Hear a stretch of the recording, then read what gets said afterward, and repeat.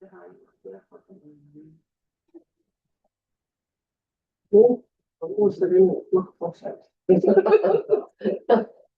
Jah, see on nagu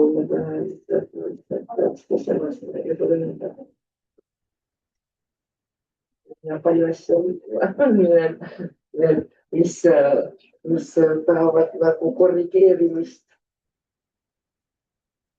Tütar aitab ja tütar on närvid läbi. Sinu aitamisest või? Tal on enda projektid ka, tegid siia ka mingi savitöö või savikoja ja siis lastele annavad mingeid savitunde ja tegeleb oma asjadega ja siis mina sõtkun ka veel seljast. Erle, hakkame pihta.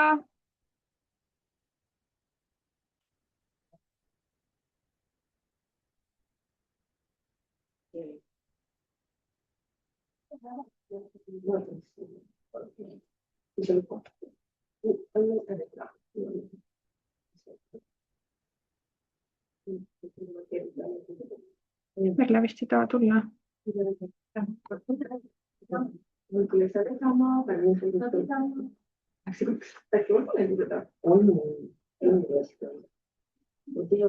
kui pikalt see ega siis mul on põlv ka. Et kas ma seda teinud olen, siia kirjutab kõik ilma milleta see väli käima ei lähe. Ehk siis siia ma teen selle tabeli. Tõmban sealt selle tabeli nagu minul on praegu lihtsalt niimoodi kirjutada. Loendina parem vist ka. Paned niimoodi täppidena nagu. Ja need peavad sul kõik tulema seal tabelis. Just, et siis teegi copy-paste seda. Ei tulegi või? Nii hullakesed. Ta ei tule, sa ütles, et ta ei tule. Mis asi? Ei, ta ütles, et ta varsti tuleb. Ta tuleb siis, kui ta tuleb. Nii, aga hakkame siis pihta. Päeva teine pool, töökeskkond ja ohutus. Ja miks mina teile sellest räägin? Põhjus on hästi lihtne. Ma olen varasemalt palju aega töötanud ergonoomika valdkonnas. Sealt sai mul alguse siis nii-öelda huvi töökeskkonna ja inimese vastu töökeskkonnas. Ma töötasin sellises ettevõttes nagu Ergovei OÜ. Olin seal teenuse osutamise lepinguga pikka aega, õppisin tundma kõiki neid ergonoomilisi tooteid, sain käia erinevates töökeskkondades, teha töökeskkondade vaatlusi, aidata kirjutada riskianalüüse ja kõik muu seesugune nii-öelda veel, mis sinna juurde käib. Et vaatan korraks, kas ma seda ekraani ka jagasin.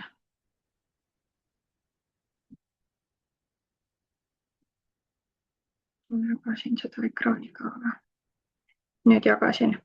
Et ühesõnaga hästi põnev periood ja minu kogemus sealt on nagu selgelt see, et inimesed mõtlevad oma tervise peale siis, kui neil juba kuskilt valutab.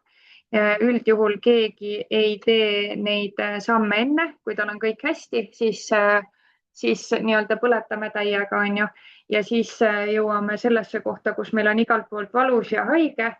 Hakkame maksma massöörile suurt raha, maksame selle raha ära, peale seanssi on täitsa hea olla, lähme täpselt samasse keskkonda tagasi, kust me tulime ja siis oleme sellises surnud ringis. Siis loomulikult on meil vaja sellel hetkel, mitte enne jumala eest, mingisugust head abivahendit, mis mul selle valu ära võtaks, on ju. Ja siis ostan endale mingisuguse kalli ergonoomilise tooli ja küsin, et miks mul ikka selg valutab. Et sealt edasi siis nii-öelda, ühesõnaga tekkisid mingisugused sellised uued vaated sellele inimesele töökeskkonnas ja siis ühel hetkel ma jõudsin töökeskkonna spetsialisti koolitusele ja nüüd siis 3 aastat olen ühes Tartu ettevõttes olnud nagu täitsa töökeskkonna spetsialistina ametis, nii et natukene selle päriselt ettevõtte hingeelu kohta ka, mis see töökeskkonnaga tegelemine siis kaasa toob, et see osa on ka nii-öelda olemas. Kas ma selle kuidagi eest ära ka saaks või? Vist ei saa. Saab tõsta kõrgem. Ei lasknud mul seda lohistada enne. Nüüd sain väga hästi. Miks see töötervishoid siis ettevõtjale oluline on? Mis teie arvate? issand, mul on see nii otseselt seotud vigastustega. jah. Minuga midagi peaks juhtuma, kui mina Täpselt. olen nagu mingi juhendaja, siis lihtsalt peab asenduse leidma kohe. Tegelikult nii ongi ja täna mul on ainult 2 tundi aega sellest rääkida, see teema on nii palju laiem, sellepärast proovime käsitleda just nimelt nagu teie näiteid, teie ütleme niisugust olukorda, et laotöö ergonoomikast ei ole tänases päevas eriti palju mõtet rääkida, sest sellisel kujul teie sellega nagu igapäevaselt kokku ei puutu. Aga just nimelt te olete oma ettevõttes üksinda ja mis siis saab, kui sinul tööõnnetus juhtub? Mis see tähendab, et tegelikkuses on alati niimoodi, et ennetus on oluliselt odavam kui see tagajärgedega tegelemine ja eriti siis, kui sa oled ettevõttes üksinda, sest et sellel hetkel, kui sa ise haigeks jääd, teadlikult valesti toimides on ju, ja oled pikka aega töölt eemal, siis see tähendab seda, et sa kas maksad asendajale või sa kaotad oma kliendid, on ju. Igatepidi oled sa rahaliselt kahjumis, pluss kogu see tegelemisaeg, mis sinna juurde veel läheb, kui sa pead endale asendajat otsima ja nii edasi. Ehk siis päris kindlasti on tagajärg oluliselt kallim. Ja mis me selleks ennetamiseks teha saame? Teie näited täna vaatame läbi ja nii-öelda, mis need olulised osad sellest ennetusest on, mida nõuab seadus ja mis sa nagu nii-öelda ise veel lisaks sellele ära saad teha. Et lähme siit vaikselt edasi.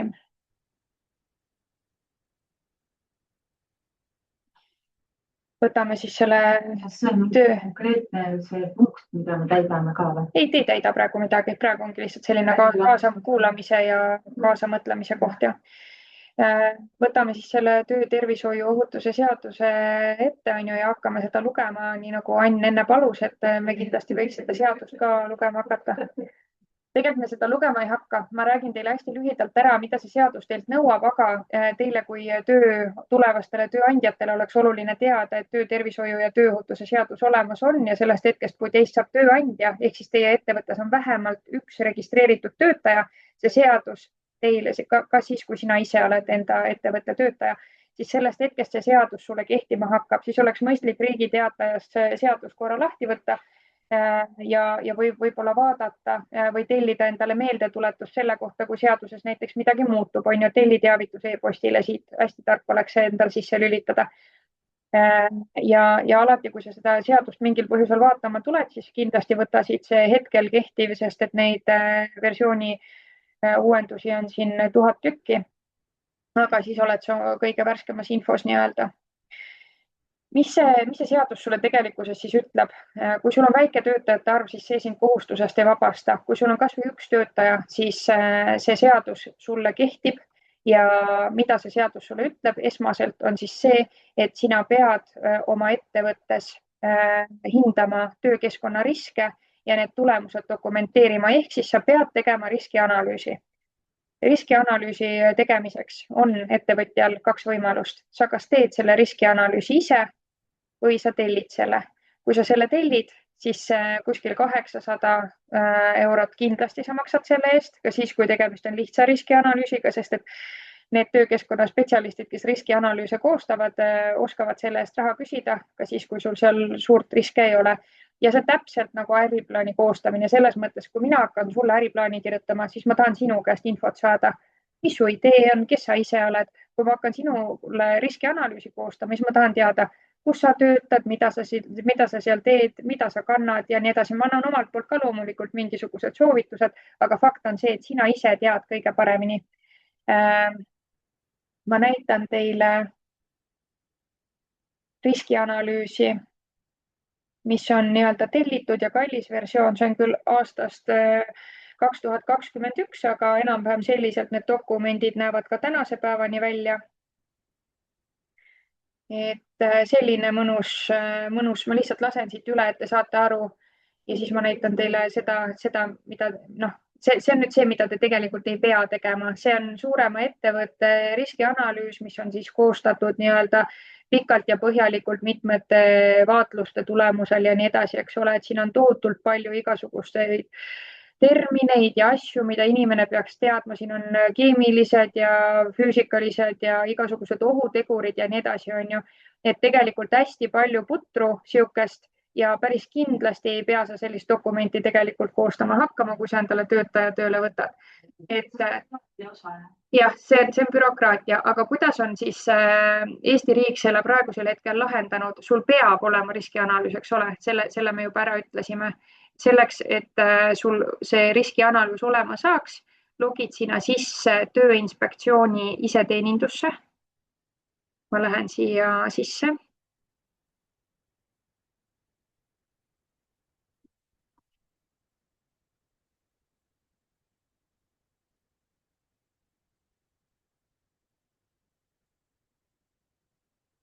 Ja näitan teile. Tegelikult saate te seda riskianalüüsi täiesti tasuta. Täiesti tasuta teha siin keskkonnas. Jah, ta on selle sisse logimise teinud ilmselt jälle keerulisemaks, et jumala eest hea kuidagimoodi sisse ei saaks. Aga sa lähed siia Tööinspektsiooni iseteenindusse sisse. Sellel hetkel, kui sul on ettevõte, siis sa valid, millise ettevõtte alt sa siis nii-öelda seda tegema hakkad. Mina võtan siit praegu näiteks selle mänguagentuuri. Ettevõttel puudub riskianalüüs, aga mul peaks see olemas olema, eks ole. Ma nimelt olen hoidnud seda, mul ei ole sellel ettevõttel ühtegi töötajat registreeritud. Ja see on mul nagu hea asi, mille baasil nii-öelda näidata koolitusel, et kui lihtne see tegelikult on. Sul oleks siis selline pilt siin ees. Ühtegi riskianalüüsi sul ei ole, aga sa pead selle tegema. Seadus nõuab seda. Valid siit uus riskianalüüs ja siit nüüd valikvastustega loob süsteem sulle ise riskianalüüsi. Ja see on siis enam-vähem niimoodi, et võtadki siit selle lahti, loe läbi, mis ta sulle ütleb, on ju. Vajutad edasi, valid oma ettevõtluse tüübi siit. Oletame näiteks, ma lihtsalt võtan siit praegu lambist mingisuguse, võtame autopesu näiteks. Lähen siit edasi ja nüüd see süsteem juba teab, et millised riskid kaasnevad sellega, kui mul on autopesula või kui mul on, pakun hobustele massaaži ja siis ta hakkab sulle pakkuma erinevaid ohtusid ja sina hindad, et kas mul on selles autopesulas ebaküllaldane õhuvahetus, mis võib vähendada töövõimet, kiirendada vaimse väsimuse tekkimist ja põhjustada peavalu. No praktiliselt kõikides töökeskkondades on ebaküllaldane õhuvahetus. Kas töötaja töötab siseruumides, saan mina siit valida? Valin jah. Ja nüüd ta pakub mulle abinõusid. Ja siis pigem valid ühe, sest et kui sul ikkagi on risk, et sa töötad ka siseruumides, siis see on üks neid riske. Ta pakub sulle siit kohe abinõud. Kui sul on nüüd mingisugune lahendamist vajav küsimus, et mul tõesti ventilatsiooni üldse ei ole, panen praktiliselt pildi tasku, siis sa saad siit määrata ka nii-öelda selle tähtaja, et mis ajaks sa teed ära selle tegevuse nii-öelda, et teed ventilatsiooni näiteks paremaks ja siis süsteem saadab sulle automaatselt meelde tuletuse. Keegi sinu riskianalüüsi, mida sa siin täidad, üle ei vaata selles suhtes automaatselt, ta kuskile kontrolli ei lähe, keegi ei ütle, et sul on seal õiged või valed vastused. Seda nii-öelda nagu kartma ei pea, aga see nagu esiteks sa täidad ära seaduse ees selle nõude, sul on riskianalüüs tehtud. Teiseks sa saad nagu päriselt läbi mõelda, kas mul on mingeid neid riske ja mida ma saan selleks teha, et neid maandada, on ju. Ehk siis see on tasuta. See on teile kättesaadav lihtsalt, ma ei tea, tund aega näed natukene siin vaeva, sul on üks linnukene kirjas. Et selle saab ilusasti ära teha. Ma ei tea, kui palju Tööinspektsioone. No pigem ei kontrolli, jah. Muidu on küll see, et kui nad annavad siis nii-öelda ettevõtte kontrollida, siis nad vaatavad ka seda riskianalüüsi. Vaatavad. Ja. Aga väikeettevõtluses või on see tõesti? Ja ma saadan teile pärast selle esitluse ka, siin on kõik need aktiivsed lingid, et te saate ise siit klikkida, siin on palju nagu lisamaterjali ka. Ehk siis ongi täpselt see, et isegi kui sul on vähe töötajaid, siis riskianalüüsi sa tegema pead, aga riik on teinud selle hästi lihtsaks. Lähed portaali sisse, teed seal valikvastustega jah või ei, määrad endale tegevuskava, et kas ja mida ma pean oma töökeskkonnas nii-öelda tegema. Mingil hetkel, kui sa nüüd selle ettevõtte ära asutad, saadetakse sulle nagunii sealt meeldetuletus ka, et hei, sul on riskianalüüs tegemata, et ole hea, palun tee ära. Et peaks olema tehtud. See oli üks see juhtum, kus proovis üks tudeng kukkus kuidagi ja ühesõnaga tekkis seljavigastus selline, et ta ei saanud nagu, talle jäi akadeemiliselt tuli liiga teist nagu selles mõttes. Ja ma imestasin seda, et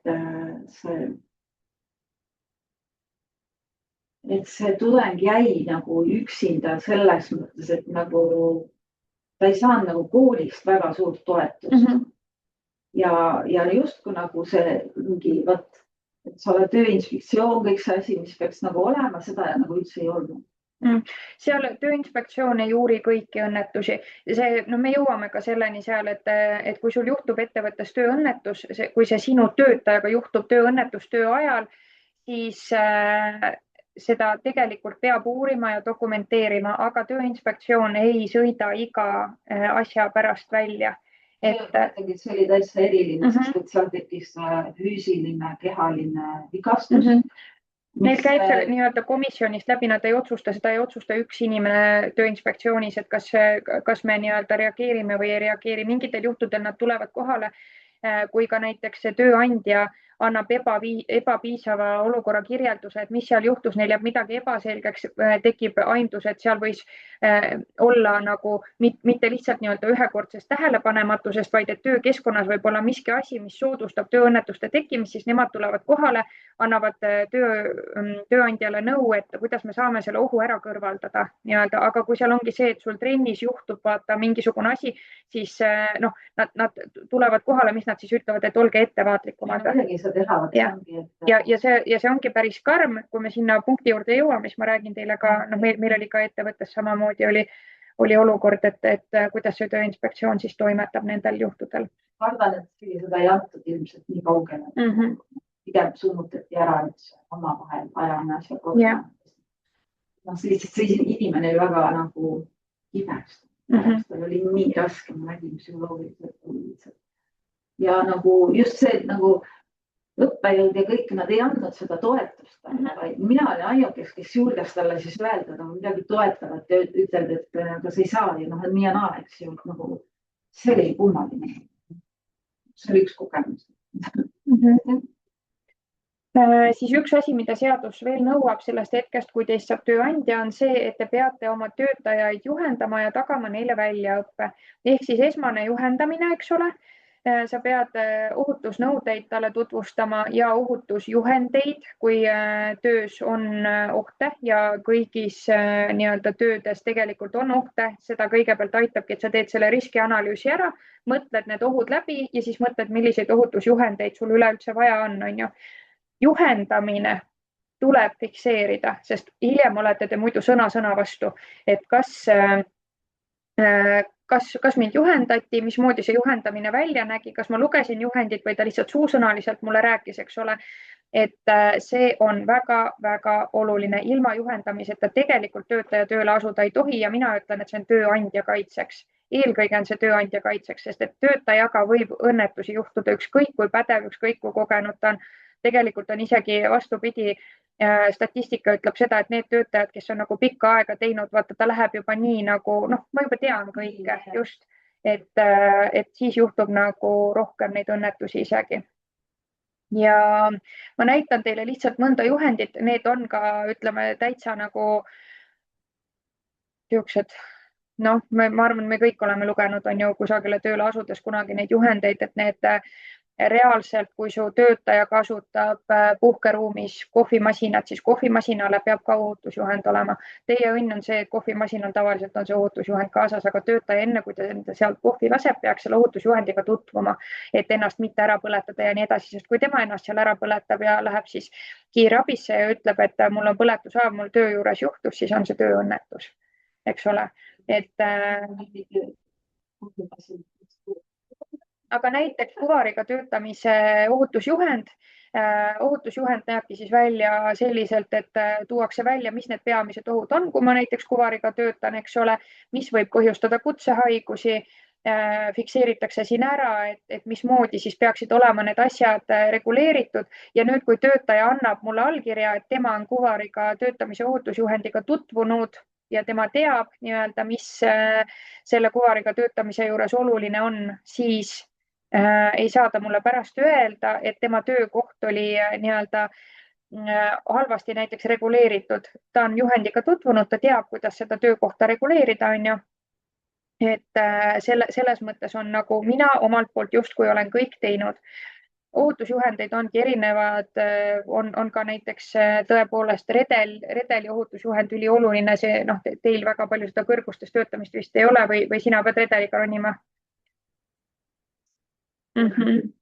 Et näiteks redel on üks asi, mida Tööinspektsioon väga kontrollib, kui ta tuleb, ta kolistab su redeli astmeid ja asju ja küsib, et kas redelit on nõuete kohaselt hooldatud ja kontrollitud, sul peab olema selle kohta akt.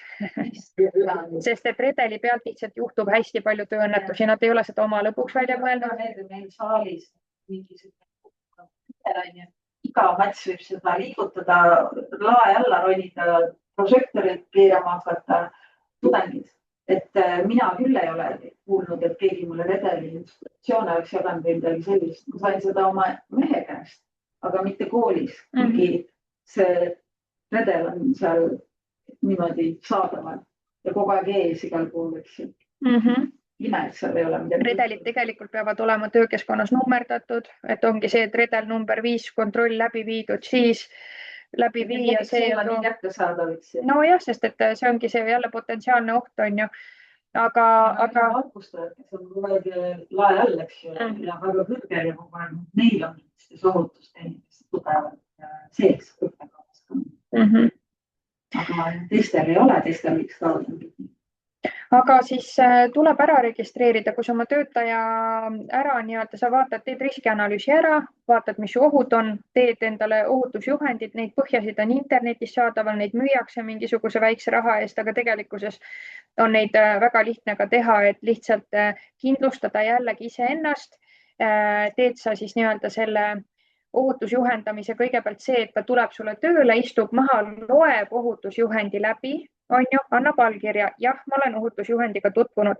Teine osa ohutusjuhendamise juures, mis on oluliselt tähtsam, on see päris ohutusjuhendamine ehk siis väljaõppe töökohal.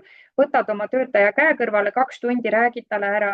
Siin on nii ja seal on naa, et siin pead sa seda järgima ja vaata, et sa jumala eest seda ei tee, on ju. Et räägid need asjad ilusasti talle ära, tema annab sulle siis allkirja selle kohta, et jah, mulle on tehtud ka töökohal see väljaõpe ja kinnitabki oma allkirjaga ja sina omakorda kinnitad oma allkirjaga, et sa lubad ta iseseisvalt tööle. Kui see on mingisugune keerukam töö, selline, mille puhul nagu neid riske on rohkem, siis peab olema see väljaõpe teatud periood, näiteks 2 nädalat, aga kui ta on, ütleme, ongi selline asi, ütleme selline lihtne töökeskkond, silepõrand, mingisuguste eririistadega seal väga palju ei ole võimalik endal näppe maha võtta ja nii edasi, eks ole, et siis see juhendamise eest piisab tavaliselt ka 1 päevast, aga on siis ka pikemaid perioode nii-öelda. Nii. No neid ikka on ja ma panen selle seaduse siit kinni, sest ausõna me ei tule selle juurde praegu enam tagasi. Ära väga kurb ole, on.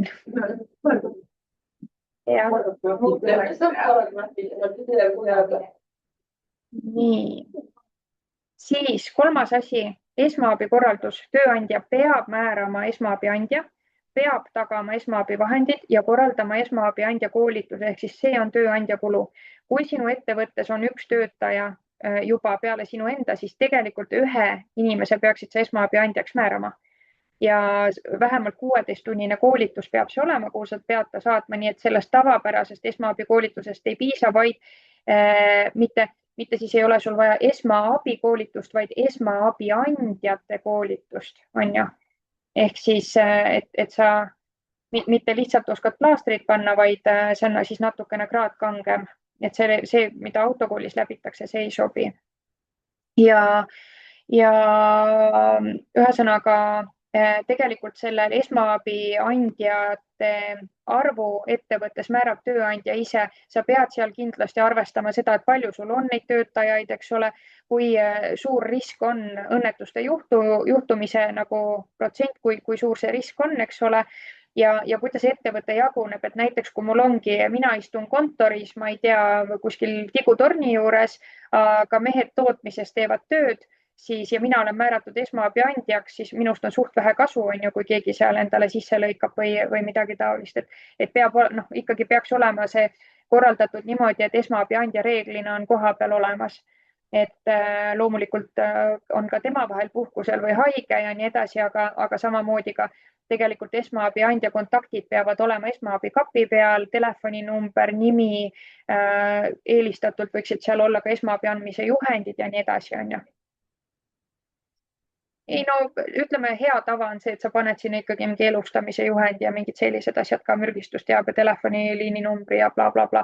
Aga neid asju nii-öelda, me siit lähme veel edasi ja edasi, ma üritan hoida tempot, sellepärast et see teema on tegelikult hästi lai ja sellest tahaks hullult nagu rohkem rääkida, aga lihtsalt meil on aeg kahjuks piiratud, on ju. Et siis kõik need küsimused nüüd, kui ma hakkan ühest hetkest tööandjaks, mida ma pean teadma sellest esmaabiandja määramisest ja nii edasi, siis nüüd me jõudsimegi siia tööeluportaali, mis on Tööinspektsiooni enda ametlik veebileht, kus nad hoiavad ainult värsket infot, ehk siis ükskõik, mis küsimus mul töökeskkonna alaselt on, olgu see puhkuste korraldamise või mingisuguse, ma ei tea, töökeskkonna spetsialisti kohta, siis mul tasub siia ainult kirjutada märksõna ja ta annab mulle hea vaste. Et kõik siit, kui ma 394 artiklit on ju, puhkuste liigid, puhkuste ajakava, sa leiad endale siit nagu sobivad. Siin on nii töökeskkonna, tööõiguse kui ka kõikide sihukeste valdkondade kohta ja nad teevad väga head sisu Facebookis ka. Seal on nagu igapäevaselt ilmub neil nagu väga asjalikke postitusi, et see on üks asi, mida mina näiteks Facebookis jälgin. Tööelu portaal siis või Tööinspektsiooni enda lehekülg, ma nüüd täpselt ei mäleta, kumb see oli, aga igatahes tasub panna ennast jälgima, nii kui jälle mingisugune seaduse uuendus või asi tuleb, neil jälle hea sellest postitus teha ja sina oled kohe asjadega kursis nii-öelda. Ja jagavad seal nagu päris siukseid huvitavaid asju tegelikult. Ehk siis esmaabiandja peab olema, on ju. Ja on see esmaabi koolitus läbi tehtud, siis ma päädin. Kui sul on esmaabiandja koolitus läbi tehtud? Kui sul on vähemalt 16-tunnine esmaabi. Ja see 3 aasta tagant pead seda uuendama.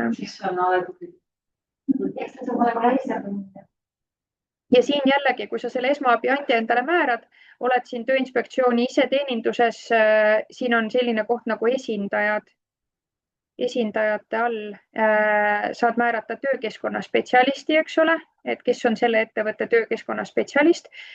Töökeskkonna volinikku sul vaja ei ole, sul oleks vaja siis esmaabiandja määrata.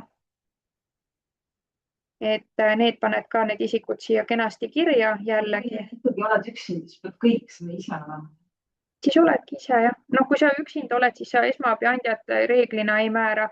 Et kui sul on vähemalt üks töötaja, siis 11 peaks olema koolitatud, nii-öelda üks töötaja peale sinu enda siis. Et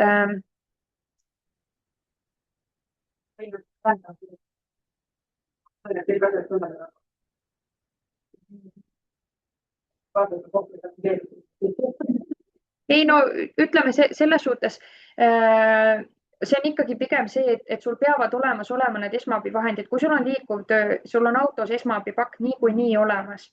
Et kui sul on nüüd nagu mingisugune füüsiline töökoht, on ju, siis seal võiks olla natukene paremad vahendid selle jaoks, et see üks asi on see, et seda nõuab seadus, aga teine asi on see, et kas on mõistlik, et mul on igaks juhuks esmaabi asjad kaasas või? Peaks kindlasti olema. Päris kindlasti, jah. Meil nagu võiks olla isegi kõrgendatud selline, seepärast, et nagu, ma ei tea, keegi vannab jala välja, ala rebestab või tekib luumurd, mida iganes, eks ju, et ma ütlen sulle nagu ikkagi kohe reageerida ja tegutseda. Ja see on see hetk lihtsalt, kui see õnnetus on ära juhtunud ja sa mõtled, et küll ma ju teadsin seda ja mul ei olnud sellel hetkel mingisugust kõige esmasemat, sul ei ole isegi plaastrit peale panna. Ja siis sa mõtled, et nagu palju see siis maksab, et need on sellised väikesed ühekordsed investeeringud, sa võib-olla alguses kulutad 20-30 eurot selle peale, sul on need asjad olemas ja sul on süda rahul. Mis neid ei saa panna sinna 6000 sisse? Ikka saaksid panna. Tegelikult võiks kohe selle... Jah, paketi ära nagu tellida. Kellel on raha. Raha on kulutatud midagi. Aga nagu selle peale ma mõtlen küll, et peaks kulutama, sellepärast et see on elementaarne meie jaoks. Ma olen lihtsalt näinud seda, et kui see õnnetusolukord tekib tantsusaalis mingi, ma ei tea, keset proovi seal kellegi, siis kohe on vaja tegutseda ja nagu see on nii karm. Ja see esmaabi... See inimene ei pruugi enam saada edasi üldse teha mingi kuu aega. Ükskord tulime, trennist tulime sealt trepist alla ja inimene väjas jala välja ja kohe EMO-sse ja 2 kuud oli eemal. Ja see hetk, kui see õnnetus juhtub ja sa tead, et sa omalt poolt olid vähemalt varasemalt nagu teinud kõik, mis sa teha said, et kui õnnetus juhtub, siis sa oled selle jaoks nii-öelda võimalikult valmis, on ju, siis see annab sulle rahulikumalt magada päris kindlasti. Et kui sa mitte midagi ei ole teinud, siis sa hakkad ennast üldistama. Kõik nagu kohe tegutsema, treenerid teadsid täpselt, mida teha, kuhu helistada, juba kõik toimis nagu, et see läks kähku. Ja see miinimum, et sul vähemalt on see 112 kusagil kirjas, see on ülioluline, sest et selles olukorras, kui päriselt midagi juhtub, sa ei mäleta, kuhu helistada. Aga lisaks sellele, et peab olema määratud see esmaabi andja, tuleb oma töötaja saata ka töötervishoiuarsti juurde. Ehk siis võtad endale töötaja tööle, siis 4 kuu jooksul alates sellest, kui ta sinu juurde tööle asus, pead sa saatma ta töötervishoiuarsti juurde, kes siis teeb talle tervisekontrolli, vaatab üle tema terviseseisundi ja nii-öelda hindab, et kas tal on vaja mingisuguseid erivahendeid, kas ta peab käima kusagil sportimas. Näiteks meie töö juures mõnele noormehele öeldi, et te peaksite tervisespordiga hakkama tegelema, et ta muidu räägib kogu aeg, et ühesõnaga kuidagi üritab tööandja kraesse keerata mingisuguseid asju, aga tegelikult ütles töötervishoiuarst talle selgelt, et sa pead lihtsalt tegelema, nii-öelda, et mõõdukas füüsiline koormus on väga tervitatav. Et siis, kui sa teed sporti, siis ei ole sul probleemi 10-kilose paki tõstmisega, kui sa õigeid töövõtteid kasutad, seda enam on ju. Ma küsin selle vahel, et kui mul on see üks töötaja võetud, aga kui need töötajad on siis nüüd käsunduslepinguga, mis see kehtib neile ka siis? Käsunduslepinguga ei tohiks see kehtida. Kuidas?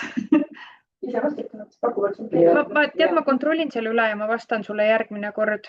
Ma mõtlen nagu, et tegelikult ma saan aru, aga samas, eks ole, inimene on inimene.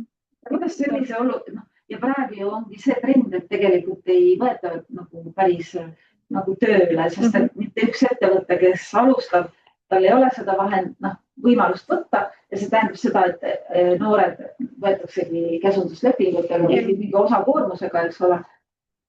Ja siis kas nende tervis ei ole oluline, tegelikult on ju samamoodi oluline. Tervise, jah, ma kontrollin selle üle, sest et seal on mingisugused erisused, aga ma tõenäoliselt valetan, kui ma sulle... Aga siin samamoodi see töötervishoiuteenus, eks ole, ilusasti lahti kirjutatud jällegi tööeluportaalis kõik, mis sa sellest teadma pead, nii-öelda on siin olemas. Et see on päriselt hea keskkond, kust kohast infot hankida. Mina käisin näiteks kevadel viimasel tööandja kulul. Ja siis ma mõtlesin selle peale, et huvitav, et tööandja praegu, kas ta maksab ka selle just?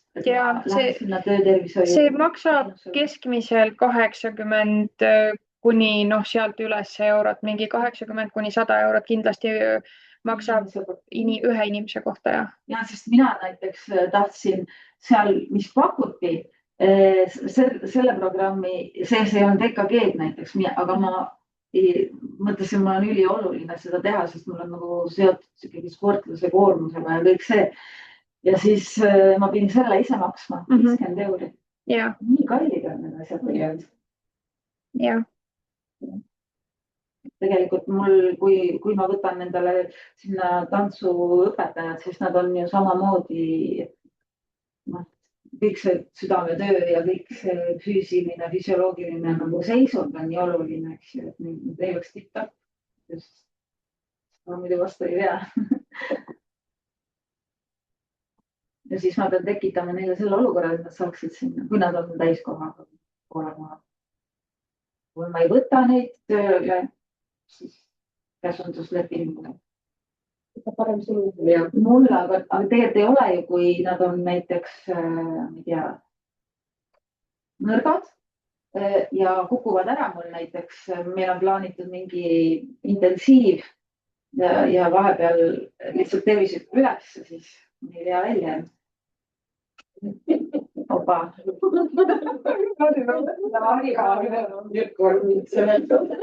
Ei no, ma iialgi niimoodi pean mõtlema, et kõva häälega mõtlema. Ja isikukaitsevahendid on üks väga oluline osa heast töökeskkonnast. Mis teile esimesena pähe tulevad, kui te isikukaitsevahendite peale mõtlete? Ja. Mul on midagi. Mul on mask. Mitte midagi. Sinul on spordikreem. Isikukaitsevahend, no mis nad siis on? Kõrvaklapid. Ühesõnaga tööjalanõud on ka isikukaitsevahendid, näiteks paljajalu tantsid, siis tööriided on isikukaitsevahendid. Ning riided peavad olema vastavad. Jah, et sinu puhul läheksid siis need, eks ole. Aga muidu jah, see jällegi sõltub töö iseloomust. Musikakeskus, heli. Ja selle kohta võiks sul olla siis ohutusjuhend, et mis see tervislik helitugevus nii-öelda on, müratase, võiksid natukene analüüsida. Praegu tegelikult telefoni äpid ka väga hästi mõõdavad seda mürataset, et lihtsalt, et olen ise ka olnud tantsusaalis niimoodi, kus ja mitte peo kontekstis, kus on nagu tõesti häirivalt kõvasti vaata muusika, sa ei saa keskenduda. Ja samas, kui ta on liiga vaikselt, siis ta ei motiveeri, on ju. Et mingi siukene... Vahel on nii erinev see nivoo ka, mõni on nii tundlik ja mõni on mida. Aga näiteks Risma need IT-teeninduse kassad, see on täitsa vaevkuuletele nagu tehtud. Ma läksin sinna, ma nagu, see piiks on nagu ülirõve ja siis tule jälle, mis iganes. Neveri teha siin nii kõvalt. Reklaamtekst tuleb jookseb.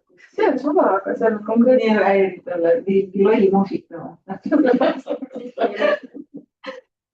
Ja siis samamoodi ka ütleme näiteks nendest töökindad, mis esimesena kohe pähe tulid, et töökinnaste puhul on ka see, et tegelikult kindaid ei ole nii, et ma lähen ostan mingisugused suvalised kindad on ju poest, vaid nende kinnaste puhul hästi tähtis on see, et nad oleksid õige töö tegemiseks ette nähtud, et kui sa ikkagi mingisuguse keemiaga toimetad, siis sul peaksid olema juba nagu paremad kindad, kui mitte need, mis siis mingisuguse kätte ära sulavad, on ju. Aga see, et sa need isikukaitsevahendid oma töötajale tagama pead, see on selge, eks ole, see on tööandja kulu. Väga tihti ka näiteks isikukaitsevahendina, kui sa pead liikuma läbi õue, käsitletakse näiteks tööjopet, nii et teile hea võimalus osta ettevõtte alt endale korralik soeparka selga. Et selles mõttes ikkagi oluline, et sa terve püsiksid, on ju. Lisaks sellele, et sa oled need isikukaitsevahendid talle kätte andnud, pead sa kindlasti kontrollima, et ta neid sihtotstarbeliselt kasutaks ka, sest et see kipub muidu olema nagu helkur, mis meil alati taskus on ju. Aga see meid eriti palju nähtavamaks teie ääres ei tee. Ja isikukaitsevahendite väljastamist on vaja registreerida ja pidada nende üle ka arvestust ja see on ka siis teie kui ettevõtte juhi roll, kui teil selle ameti peale kedagi teist ei ole palgatud. Et ta kannaks neid ja kõigepealt, kui sa ta tööle võtad, siis sa pead tegema sellise isikukaitsevahendite arvestamise kaardi. Täiega äge. Ja töötaja ees- ja perekonnanimi, ametinimetus, millal ta tööle siis asus ja mida sa temalt siis töökohal nõuad, mis need töökohal nõutavad isikukaitsevahendid siis on, mida tema peab kandma. Ja väljastamise kuupäeva kannad siia sisse, mis sa talle siis väljastasid. Töötaja annab sulle oma allkirja ja määrad siia soovitatava kasutusaja. Nüüd on hulk selliseid väikseid isikukaitsevahendeid, nagu ütleme näiteks Ene kasutab kummikindaid või neid ühekordseid maske, siis neid ilmselgelt iga kord siia ei registreeri, sest et 2 aastaga oleks tal, ma kujutan ette, juba raamat ette näidata. Tööinspektsioon käis meil ka ettevõttes ja siis ütles selgelt, et mina olen väljastanud inimestele töökindad, no neid ütleme, meestel kulub teinekord 1 paar 2 päeva peale, mõnikord 1 päeva jooksul 5 paari. Ma ütlesin, mina olen võtnud allkirja selle kohta, et ta on esimesed kätte saanud ja enamat ma ei ole kunagi registreerinud, et neile on need kättesaadavad, aga see, et neile on need kättesaadavad, peab olema ka siin kirjas. Olen teadlik, et tööriided, tööjalanõud, töökindad ja nii edasi on minu isiklikud isikukaitsevahendid. Märgin neile oma nime ja töövälisel ajal hoiustan neid isikukaitsevahendite kapis enda riiulil või enda kapis puhkeruumis, sest ka seda juhtub näiteks meil väga tihti, et need asjad jäävad lihtsalt pilla-palla kuskile vedelema, kelle omad on. No 1 paar normaalseid kaitseprille maksab 15 €, kui mul 3 paari juba vedeleb seal, siis mulle see väga ei meeldi, on ju. Ja siis ongi see, et ma nõudsin, et nad peavad panema nime peale ja siis need ühekordsed nii-öelda või mida palju kulub, nende kohta ütles Tööinspektsioon, et see peab olema kaardil ära märgitud, et nad saavad neid võtta sealt ja nad on sellest teadlikud ja nüüd see Kuldar poiss paneb mulle siia allkirja, et jah, ma olen teadlik, et ma saan neid igal ajal endale juurde nii-öelda võtta sealt ja neid enam registreerima ei pea, sest muidu juhtub olukord, kus tal juhtub näiteks tööõnnetus, lõikab endale mingisuguse plekitükiga kätte, on ju, lehtmetalli töötlusega tegeleme, lõikab endale metallitükiga kätte ja siis ütleb, et aga mul ei olnud töökindaid, aga miks ei olnud, mulle ei antud. Ja siis ongi nii ja mina olengi süüdi, sest mina vastutan selle eest, et tal töökindad oleks. Ehk siis need on kõik sellised imepisikesed väiksed sammud. Kui sa neid ära ei tee, siis heal juhul ei juhtu mitte midagi, aga halb stsenaarium on see, et midagi ikkagi ühel hetkel juhtub ja siis sina vastutad. Et no vastutus on, kõige suurem vastutus on sul südametunnistusel, sest et sa tead, et sa ei teinud kõike nii-öelda, mis sa tegema pidid. Teine asi on see, et Tööinspektsioon ütlebki sulle, et sa oled rikkunud reegleid. Üldiselt nad teevad lihtsalt ettekirjutuse ja sa oled nii-öelda siis kuskil punases nimekirjas, mida võib-olla kontrollitakse pisut tihemini, aga neil on tegelikult õigus ka trahvida, kui tööandja ei ole oma kohustusi täitnud. Sellele nad tegelikult lähevad harva ja Tööinspektsiooni pigem ei pea kartma. Nad tegelikult on rohkem nagu tööandja hea partner, kes tuleb ja võib-olla viibutab sõrme, aga pigem nagu ütleb sulle, et kuidas sa saaksid asju paremini teha. Aga see nendega jändamine, see on üks tohutu ajakulu. Sa muudkui saadad neile mingisuguseid dokumente ja pilte ja asju ja sul läheb ikkagi arvestatav aeg sinna ära, et selle asemel sa lihtsalt tead, et see on selline ka ühekordne tegemine. Teen endale need nii-öelda põhjad valmis ja kui keegi tööle tuleb, siis mingisugused esmased need juhendamised on registreeritud, isikukaitsevahendid olen andnud, lihtsalt anna mulle see üks allkiri. See on nagu töölepingu allkirjastamine, millest sa ei pääse põhimõtteliselt. Aga jah, olen nõus, et seda kõike on kokku päris palju. Ja nagu suuremates organisatsioonides on ju ka määratakse nagu erinevatele inimestele koormused, et nagu oleks mõistlik.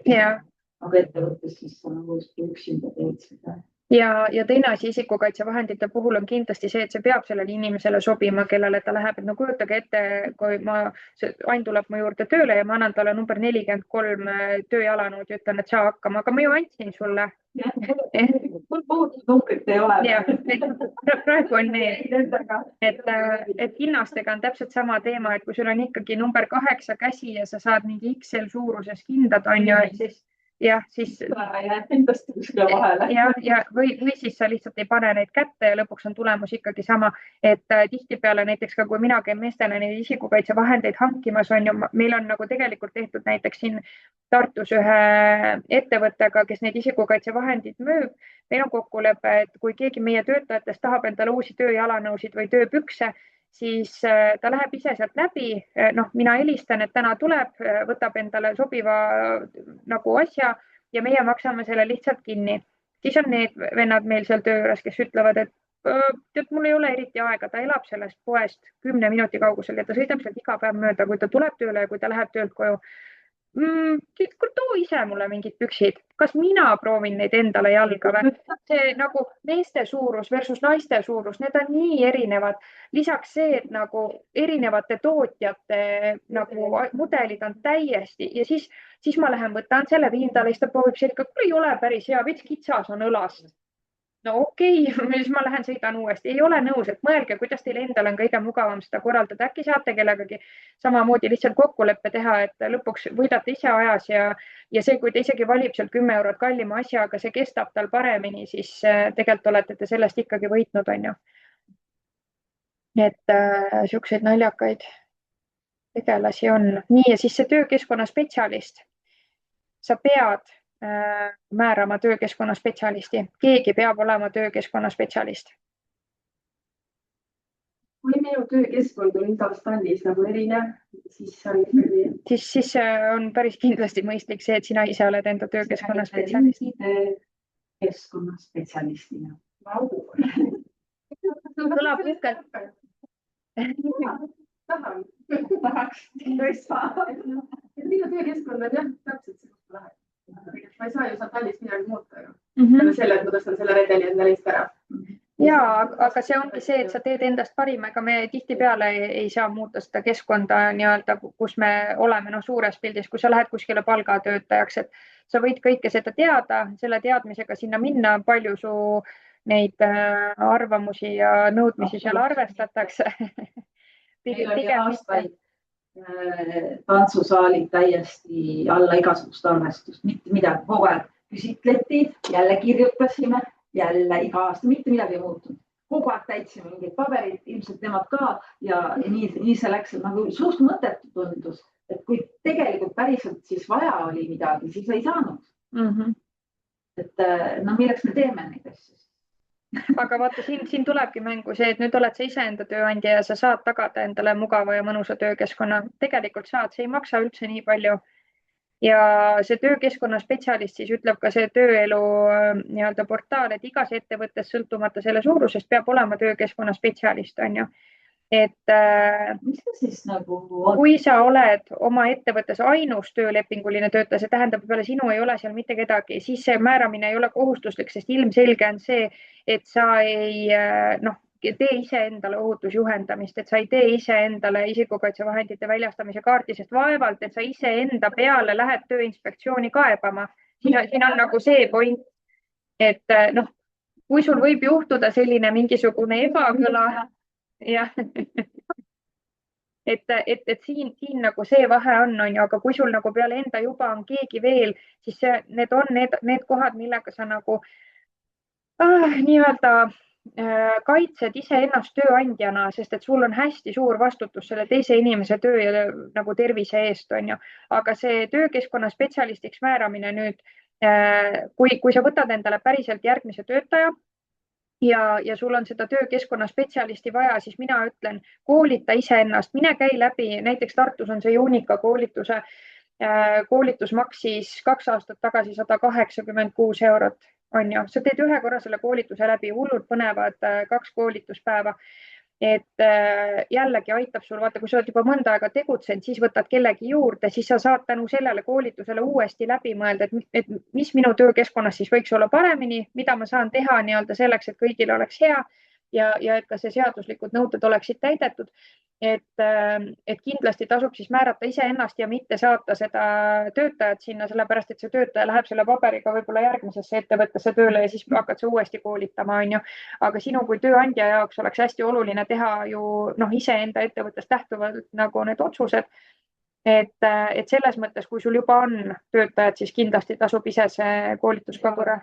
Mis näiteks seal koolitusel käsitletakse siis vastavalt nendele, kes sinna tulnud on, nende temaatikat või tehakse midagi üldist? Samamoodi nad sisuliselt räägivad sulle ära, et mis see seadusest tulenev nõue on ja tegelikult on need, ta küsib ikkagi alguses, et mis valdkonna inimesed te olete ja nii edasi, et samamoodi nagu mina sattusin sellise koolitaja juurde, kes oli tõesti nagu väga grupipõhine, aga eks neid on erinevaid. Et sa ei saa kindlasti sealt üks-ühele koolitust selle raha eest 2 päeva. Aga ma saan küsida spetsiifilisemaid küsimusi näiteks oma valdkonna kohta või selle nende nagu töötingimuste ja nende ruumide kohta, eks ole. Võiks olla, ma ei ole ju mingi ehitaja mingis mõttes, et ma ei tea ju neid olusid. Ma ei oska elektriasju näiteks muuta või mingisugust õhuniiskuse, mingite, noh, võib-olla ikka, kui tegeleda, võib-olla siis saab teada, aga praegu ju ei tea lambist. Vot, aga ka see teenusepakkuja on alati variant samamoodi, kui need töökeskkonna spetsialistid on valmis teile seda riskianalüüsi koostama, täpselt samamoodi on nad nõus olema ka teie töökeskkonna spetsialistid.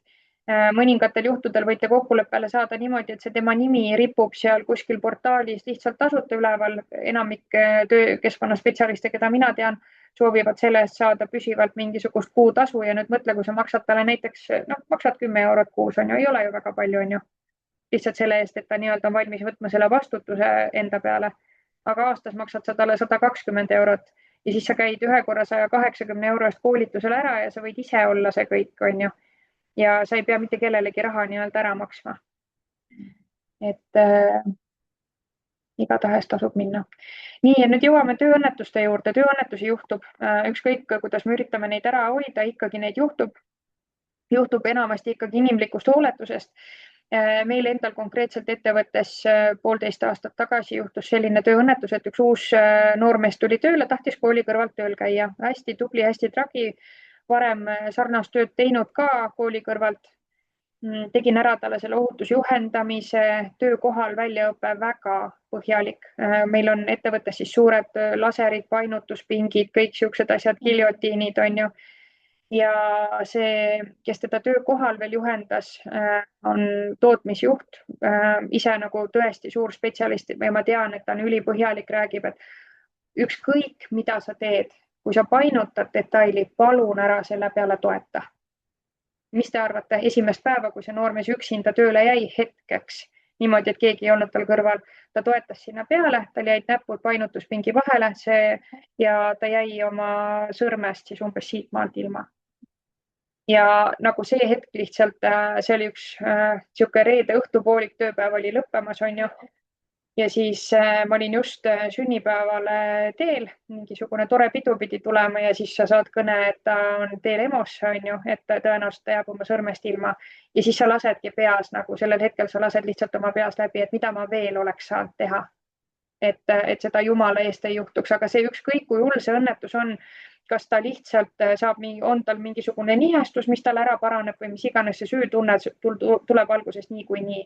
Ehk siis ma ütlen, et see, kui sul on need esmaabi asjad olemas, et sul on mingisugused nii-öelda esmased vahendid, sa oled teinud kõik selleks, et ta saab endale vajadusel abi kutsuda.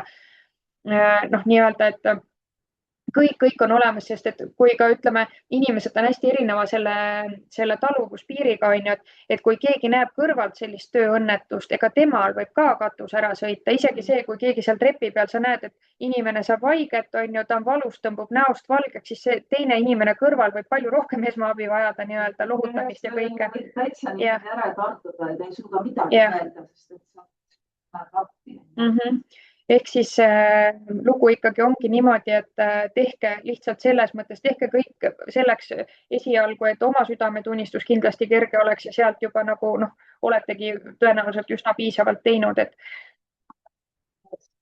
Siis oleks olnud see reegel nagu oluline, et kui tuleb nagu õpipoiss või kes tuleb alles esimest korda, et ta ei tohi näiteks, kuna sul on nii karmid need masinad, et ta ei tohiks näiteks 6 aega üksinda üldse selle. Meil on 2 nädala reegel, ongi 2 nädalat on tal kogu aeg keegi kõrval ja täpselt ta ei teinud 2 nädala jooksul mitte ühtegi viga.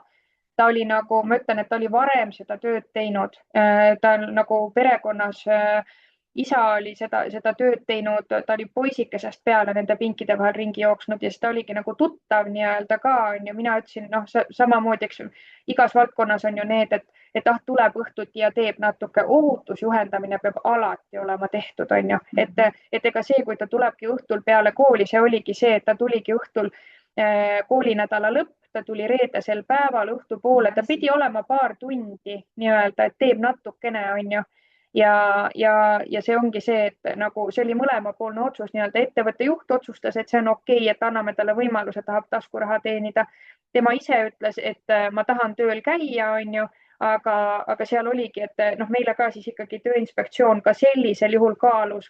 Mulle helistati, öeldi, me arutame natuke, et kas me tuleme kohale või ei tule. Ka sellisel juhul, et inimene nii-öelda jääbki osaliselt oma näpust ilma, on ju, nad veel mõtlevad, kas nad tulevad, sest et palju tõsisemaid tööõnnetusi juhtub iga jumala päev. Need kõik ei leki meediasse, vaata. Ja siis lõpuks nad ikkagi tulid, mida nad tegid, oli see, et nad vaatasid üle meie ohutusjuhendid, kontrollisid neid ohutusjuhendamise kaarte, kas isikukaitsevahendid olid väljastatud, noh, kõik see pool. No meie poolt oli kõik korrektne, ega see ei tee tunnet paremaks, sest et see ei kasvata talle seda näppu ja otsa tagasi, on ju.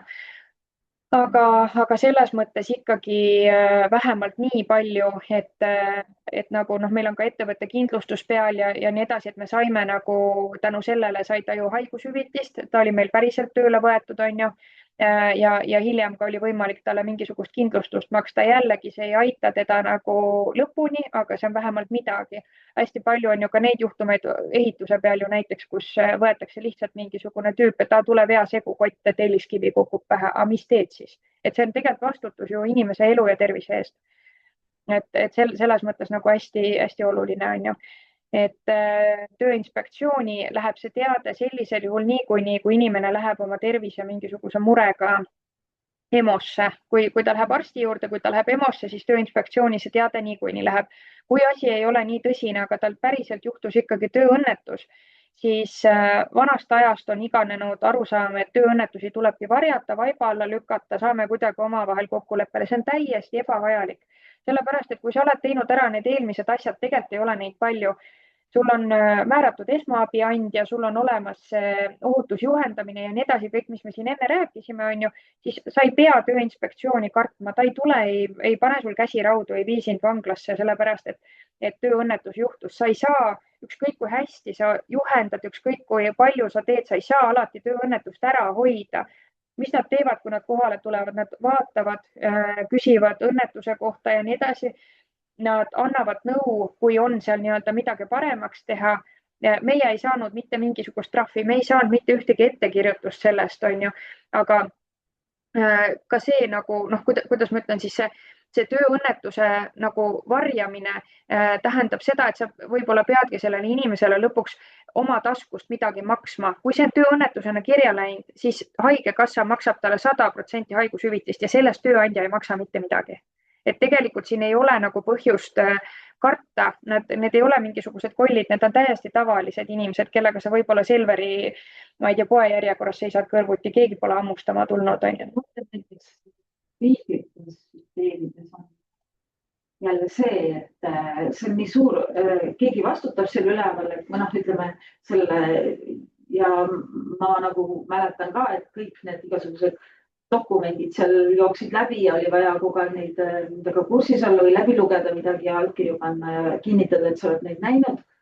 Aga tegelikult, kui reaalne olukord tekib, näiteks tantsusaalis, siis see meie töös sõltub see sellest, kuidas on tegelikult see õppekava näiteks koolid, eks ju.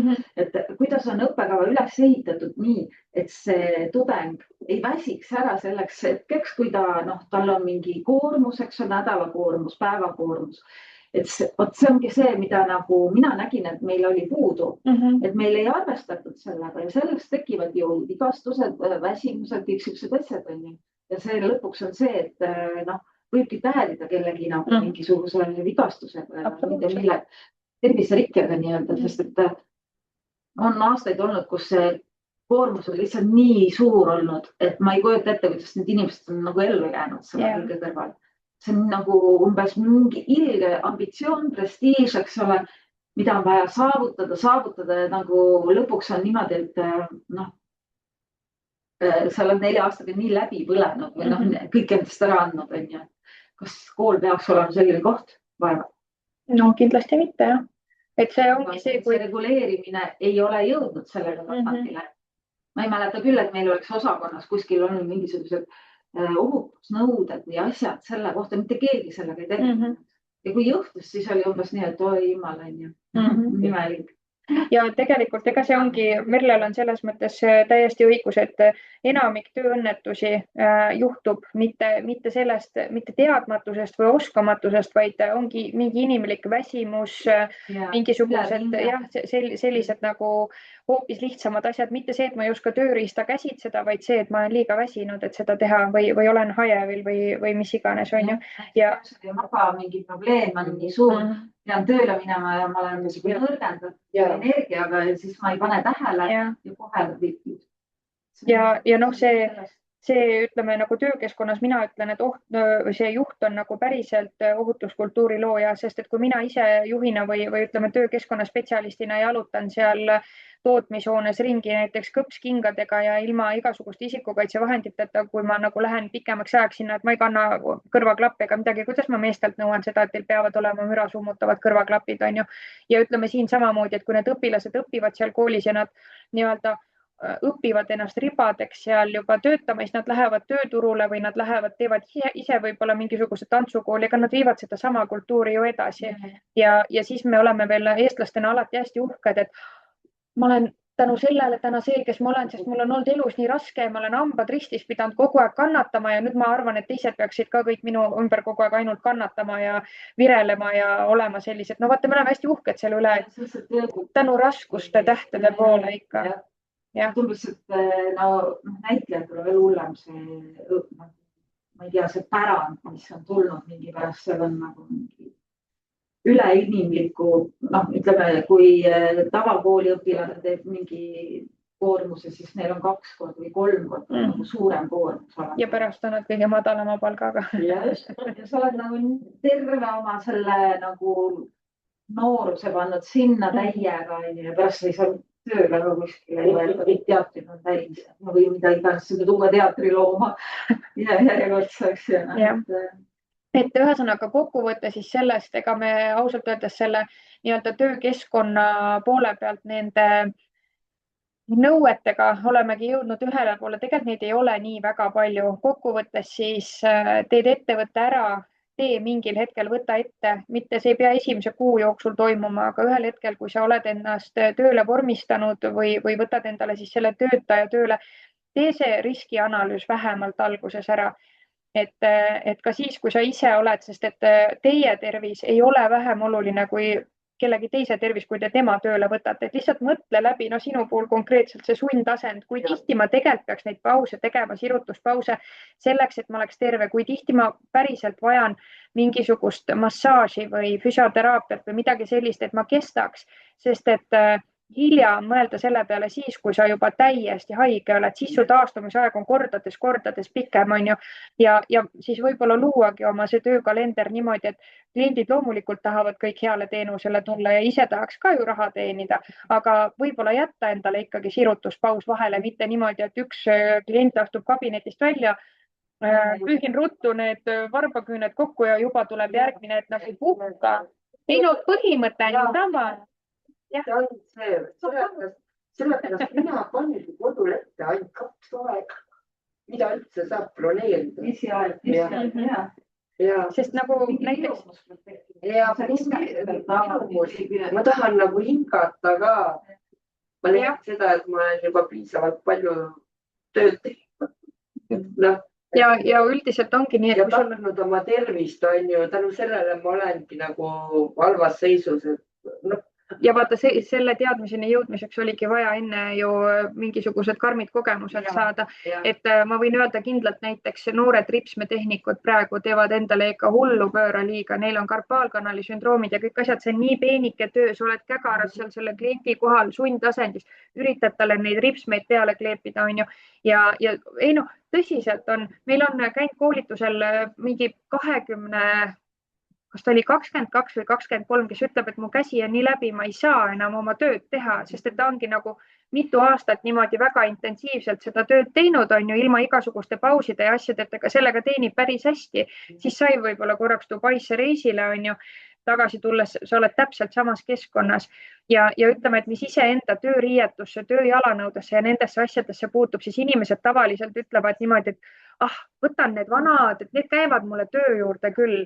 Ja nüüd mõtle korraks, kui palju sa kannad oma kõige uhkemaid peokingi, versus oma tööjalanõusid. Need kõige uhkemad peokingad lähed ostad 200-eurosed, et nendega on õudselt uhke üks kord aastas peol käia. Tööjalanõusid kannad sa 8 tundi päevas, iga jumala päev 5 päeva nädalas, on ju. Et nagu need on kohad, mille pealt ei saa teha järeleandmisi, et sa pigem osta endale 2-sotised tööjalanõud kui peokingad.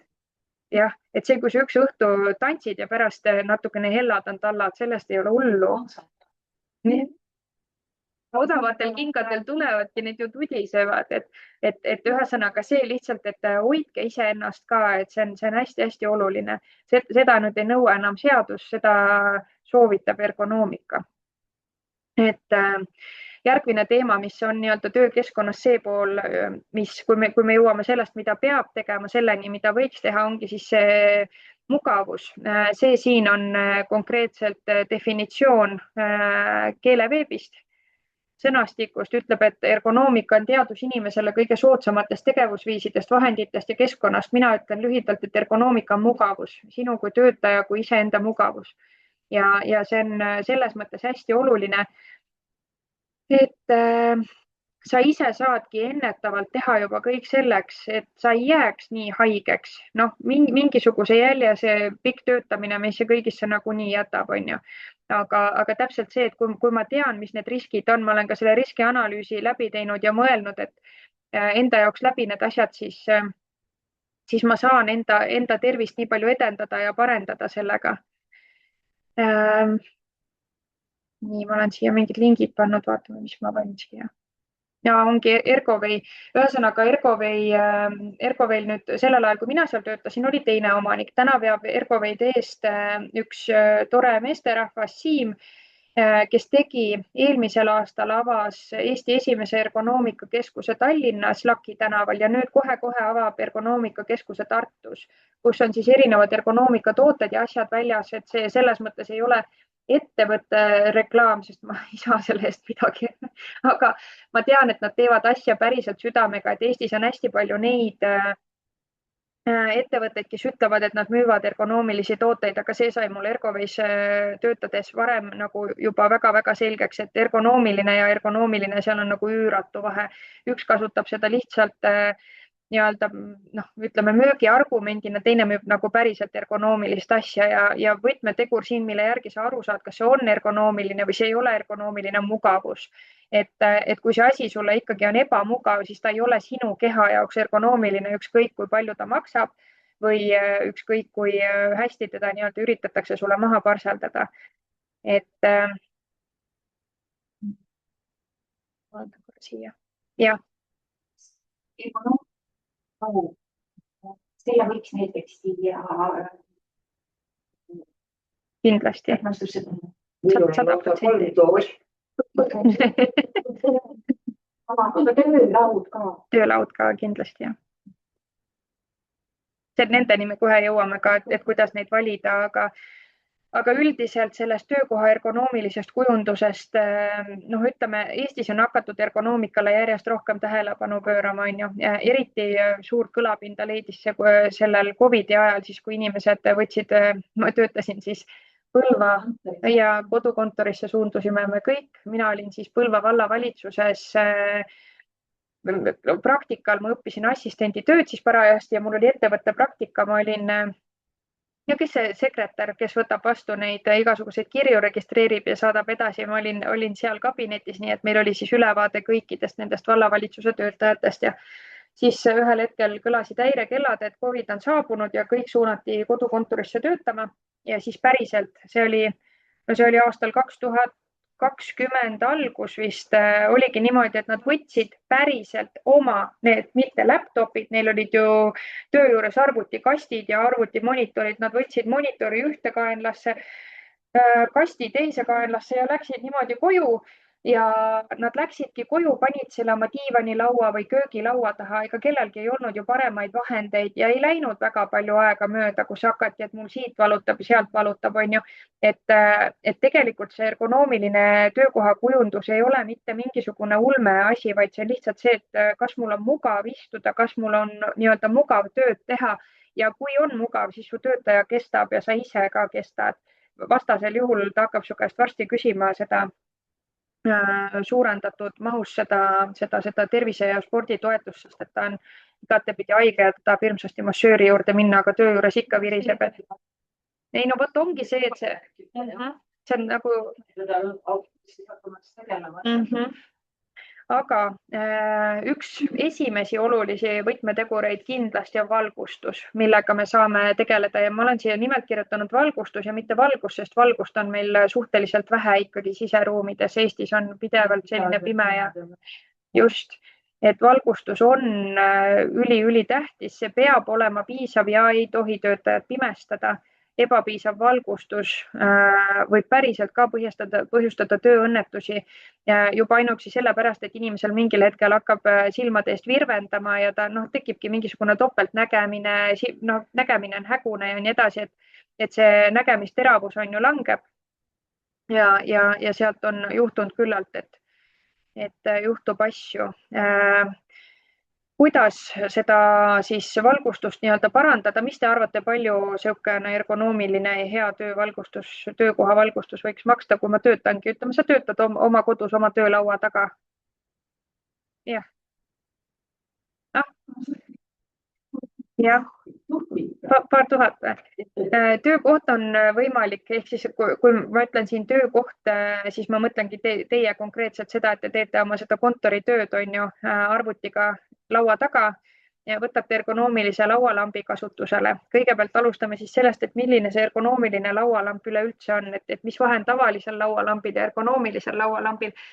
Ergonoomiline laualamp on see, millal sa saad ise reguleerida seda värvsustemperatuuri, ehk siis tal on 3 nii-öelda valgusrežiimi, hommikune valgus, päevane valgus ja õhtuvalgus. Hommikuvalgus on alati selline külm valgus, see aitabki sul virguda, muudab keha juba automaatselt erksamaks. Lõuna ajal on selline neutraalne valge valgus ja õhtupoole pigem selline soe mahe kollane valgus, et aitab juba nii-öelda organismi uneks ette valmistada.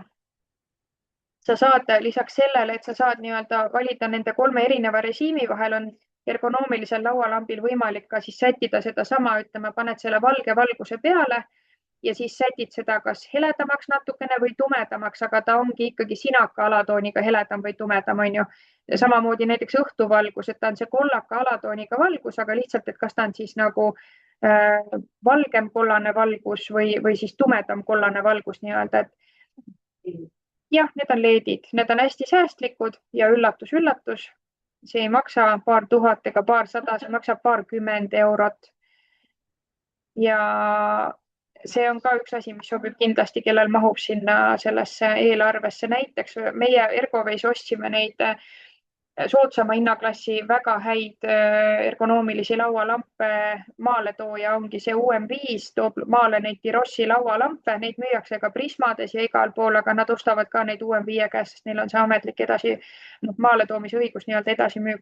Neid on igasuguse erineva nii-öelda disainiga, neid on ilusaid ja mitte nii ilusaid, aga põhimõte on nendel ikkagi kõikidel üks ja seesama, et ta lihtsalt annab sulle töölauale selle valgustuse juurde, sest kui inimene tavapäraselt, ütleme, töötab seina ääres, laua või see seina laelamp on selja taga, on ju, mina olen siin laua taga, seal on see lamp, aken on nagunii valel pool mind, siis varjud tekivad lauapinnale jällegi, kas ma siis nagu kõhutan rohkem seal laua peal, et paremini näha või üldiselt tekib selline väsimus kiiremini, et ütleme 50 euro eest saad sa juba ülihea lambi nagu ja neid, ütleme siin Tartu UM5 poes Naardla ristis on väga suur valik koha peal olemas, neid on pliiatsitopsiga, neid on ilma pliiatsitopsita, neid on telefonilaadijaga, ilma telefonilaadijata ja igasuguses kastmes võite neid leida sealt, et selles mõttes on lastele on siin näiteks siuksed tehtud, mis on juba palju ilusam kui see, mis mina kunagi oma lapsele ostsin.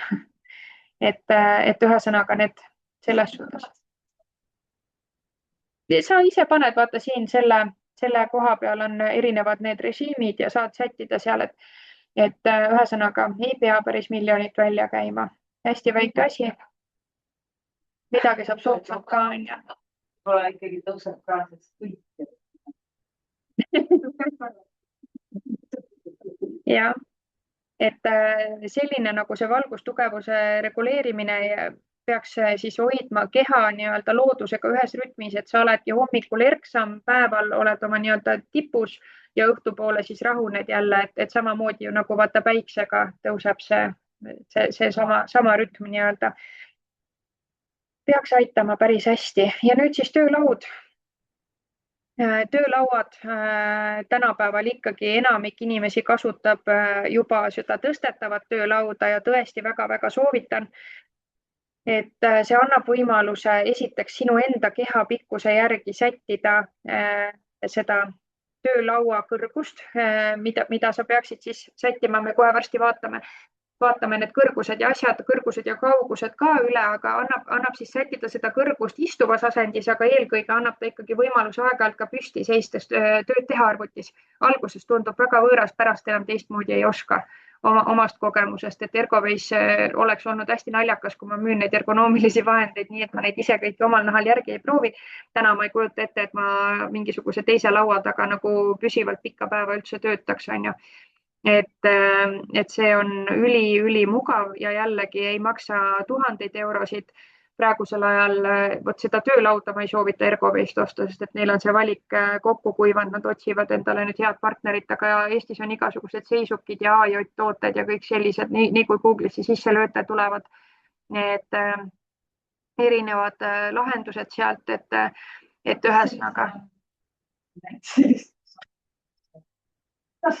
Ja, need on jah. Tegelikult nagu see on aktiivne istumine siis juba jah, et absoluutselt ja seismise puhul on ka, kui te vaatate, siis sellel daamil siin on jalgade all selline seisulaud, mis on nagu kergelt painduv, et ta saabki teha siis seismise ajal neid kergeid liigutusi, käed on ikkagi paigal ja ütlen, et minul oli ka see tasakaalulaud nagu kogu aeg jalgade all.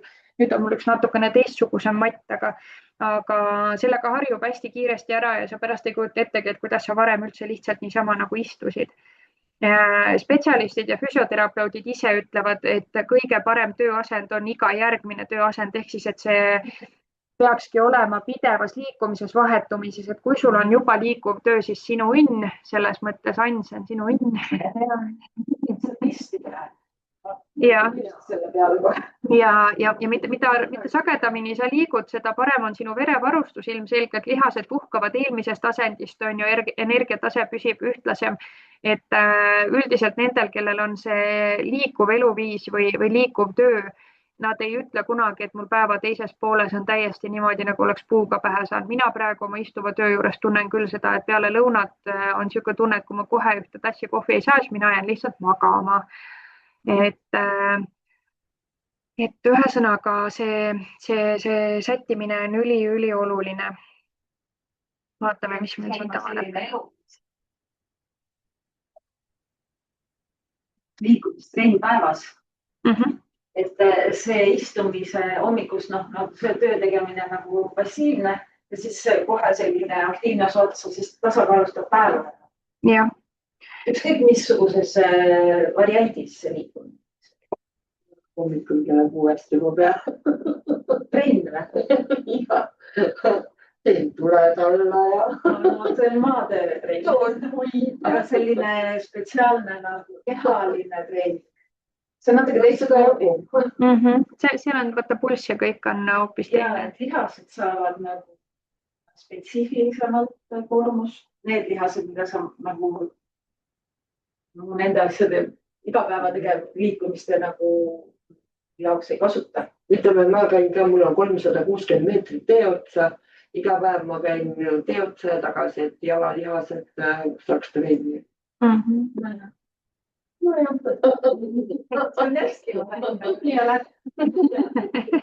Aga siin pildil on muide Soome klassiruum. Soomes on see ütleme, Ergoway üks peamisi koostööpartnereid juba algusaastatest on Sally ja nemad on Soomes siis teevad sadultoole, milleni me nagu kohe jõuame, aga lisaks nad teevad ka selliseid nagu töölaudasid. Et siin on nii õpetajatel kui ka õpilastel on siis samasugused need töölauad.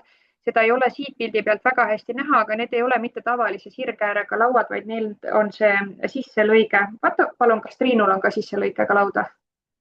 Jah, ja pärast saate proovida, et selle eelis on see, et kui sa istud selle sisselõike sees, su kõht on seal ilusti, siis sul tekib toestus alates küünarnukist. Kui ma praegu panen siin sirgelõikega lauaplaadi peal oma käe niimoodi, siis mul küünarnukk ikkagi ripub, onju. Aga kui ma istun sisselõikega laua peal, siis mul on alates küünarnukist see toestus olemas ja su õlavööde on selle võrra pingetest päriselt vaba, et see ei ole mingisugune küügitik, see on nagu täitsa päriselt, et seal, kui sul on see laud õigel kõrgusel enda jaoks, siis on sul nagu väga-väga mõnus ja mugav tööd teha. Jah. Paned oma kõhu sinna, jah. Et see on väga-väga nagu mõnus. Nii, ma tahan sellega lahti teha. Siit on paremini näha seda. Siin on ta hirmus kallis, aga selles mõttes on parema hinnaga neid olemas, et siin on ka näha seesama, siis teil on täna hea võimalus Triinu laua taga proovida see ära oma nahal, aga ühesõnaga seesama, et kõht on sul mõnusasti siin sees ja tegelikult alates küünarnukist toetad ära oma selle kaablirist on see, ma arvan, sulle.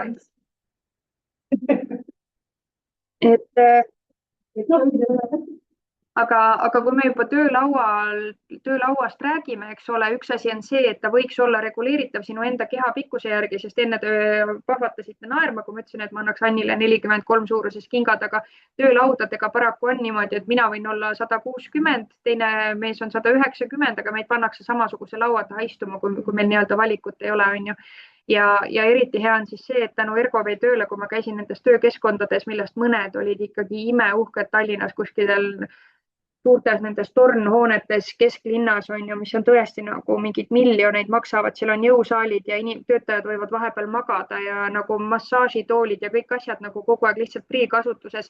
Neil on kõikidel need lauad ja neil ei ole teadmist, kuidas neid kasutada, kuidas neid reguleerida, mis on nagu nii kurb, et ongi see, et nad istuvad ikkagi pikk vend istub niimoodi seal, sest ta ei saa muidu laua pinnale, on ju, väike naine on lõug vastu seda lauaplaati, on ju. Et siis mõtleme nüüd korraks läbi, kuidas me saaksime enda selle laua kõrguse paika panna niimoodi enda järgi. Kõigepealt oluline ongi siis see, et kui sa lauaplaadi kõrguse peale mõtled, siis istuvas asendis, toolide juurde me jõuame, aga istuvas asendis peaks siis olema niimoodi, et sinu käed on toetatud lauale lihtsalt niimoodi vabalt, mitte sa ei pea olema niimoodi kuidagi tõstetud õlgadega või kuidagi väga siia nagu niimoodi upitama ennast, vaid et sul ongi hästi hea vaba olla, sul on mugav ja istuvas asendis nagu siit on sul juba mõnus, on ju, aga nüüd arvutiekraan, ma teen arvutis tööd, siis arvutiekraan peaks olema välja sirutatud käe kaugusel. Nii, aga praegu on meil kõikidel pead natuke niimoodi, sest et see arvutiekraan on meist madalamal, on ju. Tegelikult selle jaoks on olemas sülearvuti puhul, sülearvuti alus, monitori puhul monitori hoidja või siis ongi see reguleeritav monitori jalg. Et see arvuti peaks olema niimoodi, et see kuvari ülemine äär on minu silmade kõrgusel. Vaata, proovige korra, kui te tõstate oma arvutit niimoodi, kas läheb nagu Aga kui sa vaataksid oma ekraani, siis sest et sinu pea niimoodi normaalses olekus, kui ta on püsti, kaalub kuskil 4-5 kilo on ju, midagi sinna vahele. Mida rohkem sa teda allapoole suunad, seda suurem koormus on sinu kaelale. Et kui ta on niimoodi juba, siis kuskil 30 kilo mõjub sul rahulikult siia ja siis ongi lõpuks, käime kõik niimoodi ringi, sest me ei jaksa seda enam püsti lükata, on ju. Et ühesõnaga hästi-hästi lihtne on jah see, et sa pead nagu saama niisuguse mõnusa väikse selle amplituudiga oma pead liigutades nagu ülevaate. Kui sa peaksid töötama 2 ekraaniga, mis on juba ütleme võib-olla natukene niisugune, et kui sul on rohkem andmeid vaja töödelda, siis need ekraanid peaksid olema samal kõrgusel ja teineteise kõrval, mitte niimoodi, et siit niimoodi kogu aeg lased, on ju, vaid nad peaksid olemagi nagu üksteise kõrval ja siis ühtlaselt nagu silmade ülemise joonega. Et sa saad ilusasti rahulikult vaadata ekraani niimoodi, et nad on sul siin niimoodi, kui pea on püsti, eks. Et sellel tädil siin on ka, mina ütlen, et parem kui mitte midagi, tal on see sülearvuti hoidja, aga ei ole nagu õigel kõrgusel, et sama hästi võiks seda tegelikult mitte olla.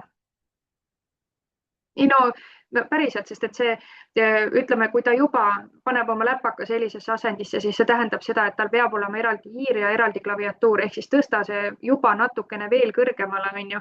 Et siin on näha ka, et ta on suunanud oma selle arvutiekraani siit nagu sellisesse kalde nurka, et kui ta ise siin üleval seisab, siis ta näeks paremini, aga tegelikult ei pea sa ostma endale mingisugust kallist uhket sülearvuti alust, mis maksab seal ka võib-olla kuskil 50 €.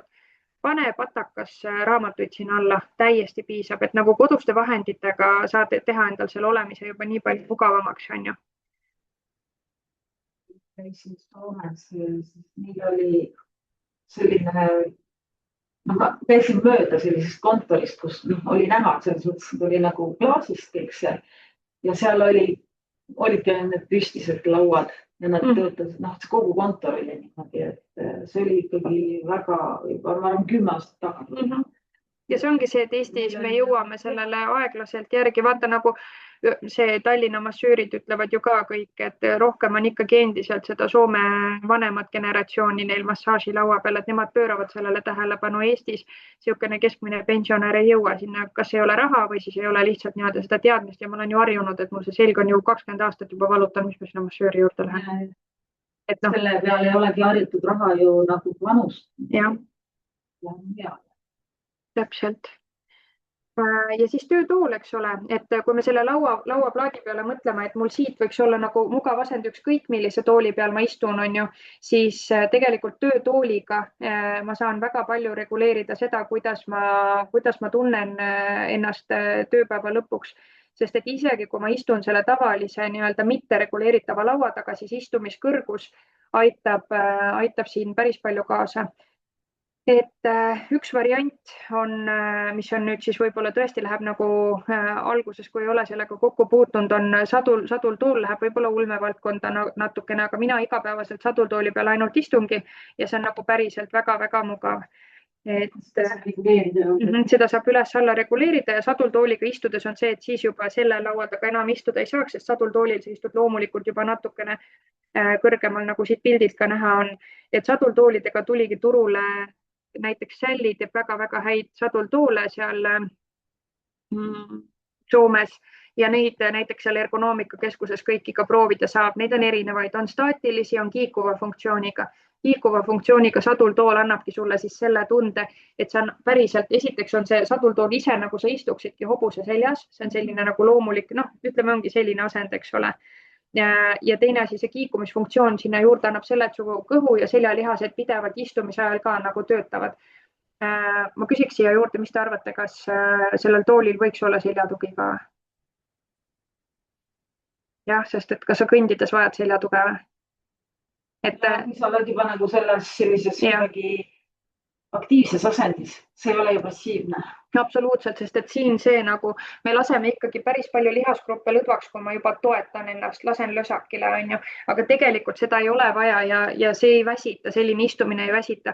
Ma olen kogu aeg terve elu olnud hädas sellega, et mu jalad külmetavad. Peale seda, kui ma hakkasin sadultooli peal istuma, see päriselt kadus ära nagu, sest et vereringe on nii palju parem. Kui ma istun siin 90 kraadi, olen puusast ja põlvest, mu vereringe on oluliselt rohkem häiritud kui siis, kui ma istun sadultooli otsas. Mul on nagu siit vaata palju suurem nurk, on ju, lümfiringe, vereringe, kõik asi töötab palju paremini, päriselt töötab. Omal nahal ära testitud, et selles mõttes nagu tasub uurida ja neid on odavamaid versioone ka neid kiikuvaid on odavamaid versioone, et ei pea olema 700 €, saab ka 300 € näiteks. Ja pall on ka variant. See on nagu palju ei saa reguleerida, ta on nagu suuruses. Neid on tegelikult, ütleme keskmised, mida müüakse 45, 55, 65, 75, 85 palli läbimõõt. Neid on tegelikult erinevaid. Siis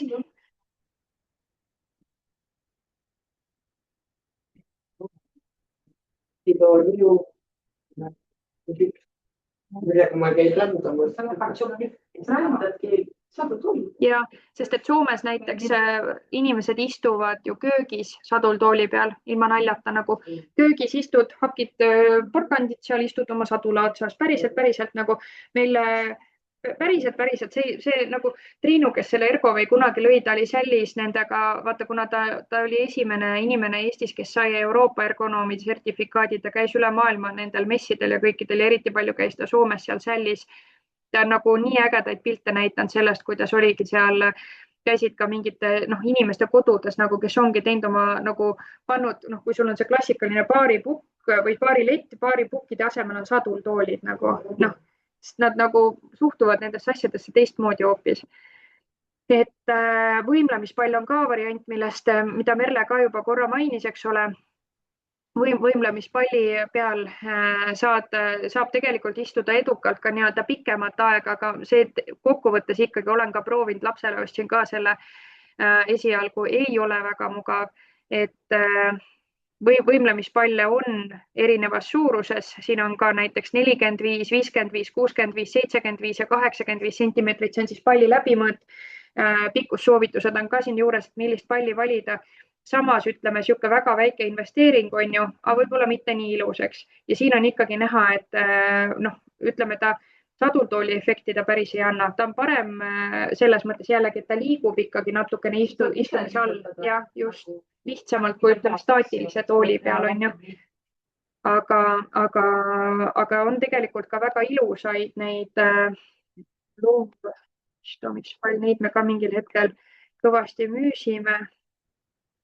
Sellised on, ongi siuksed nagu kangast kattega, need katted on pestavad igasuguses erinevas, neid kaubamajad ja kõik asjad müüvad, et on nagu ilusaid variante ka. Aga ühesõnaga istumispall on üks variant veel siia juurde, eks ole. Siis tasakaalupadi on, kas ma siia ka vajutada saan või? Tasakaalupadi, paned endale, ostad siukse tavalise tooli, eks ole, või võtad oma selle tavalise köögitooli, ei mahu kuskile, võib-olla on väike kodu, siis tasakaalupadi väike 20 € maksad. Selle eest ka jällegi tekitab täpselt selle sama asja, et sa pead nagu, saad seal mõnusalt nagu niheleda, teed seal oma need kerelihased aktiivseks. Samas võid tahad pausi teha, teed mõne küki selle peal. Jah.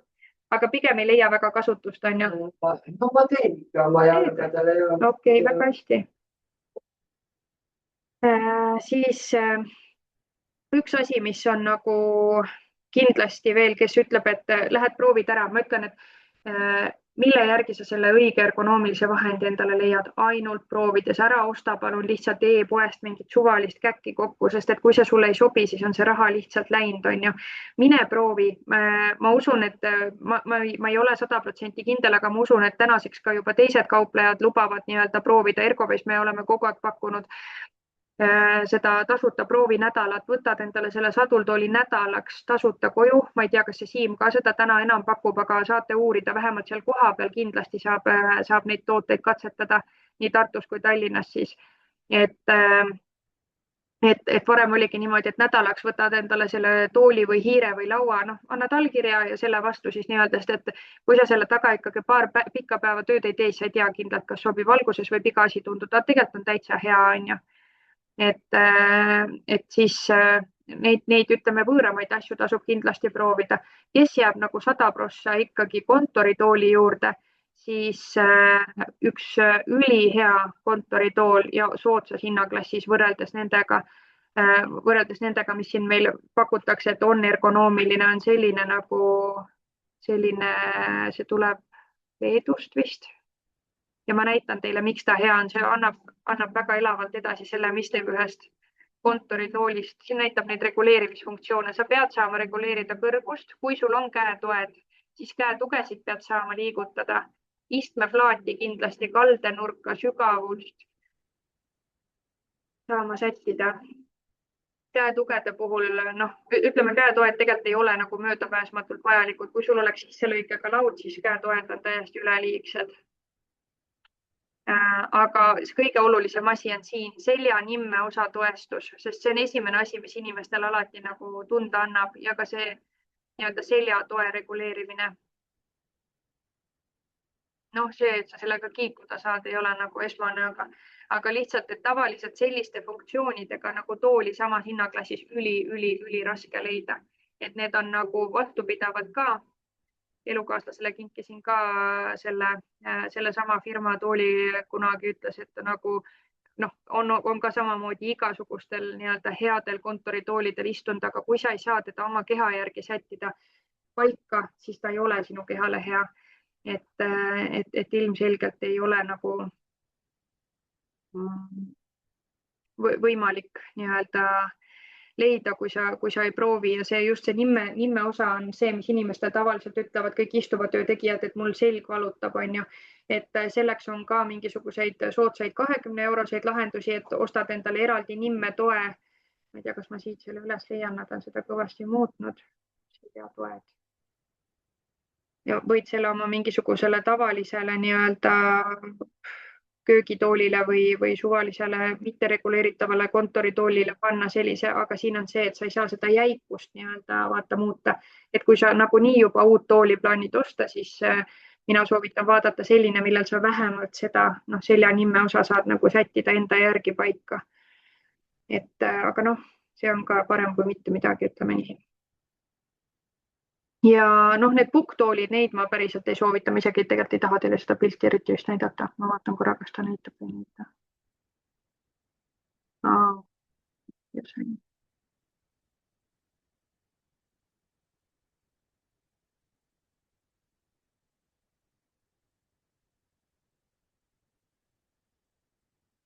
Ikka jõuan samasse kohta. Okay. Et ühesõnaga need pukktoolid on ka mõeldi mingil hetkel välja, et võiks olla õudselt ergonoomilised, aga ei ole. Tahate näha, kes on?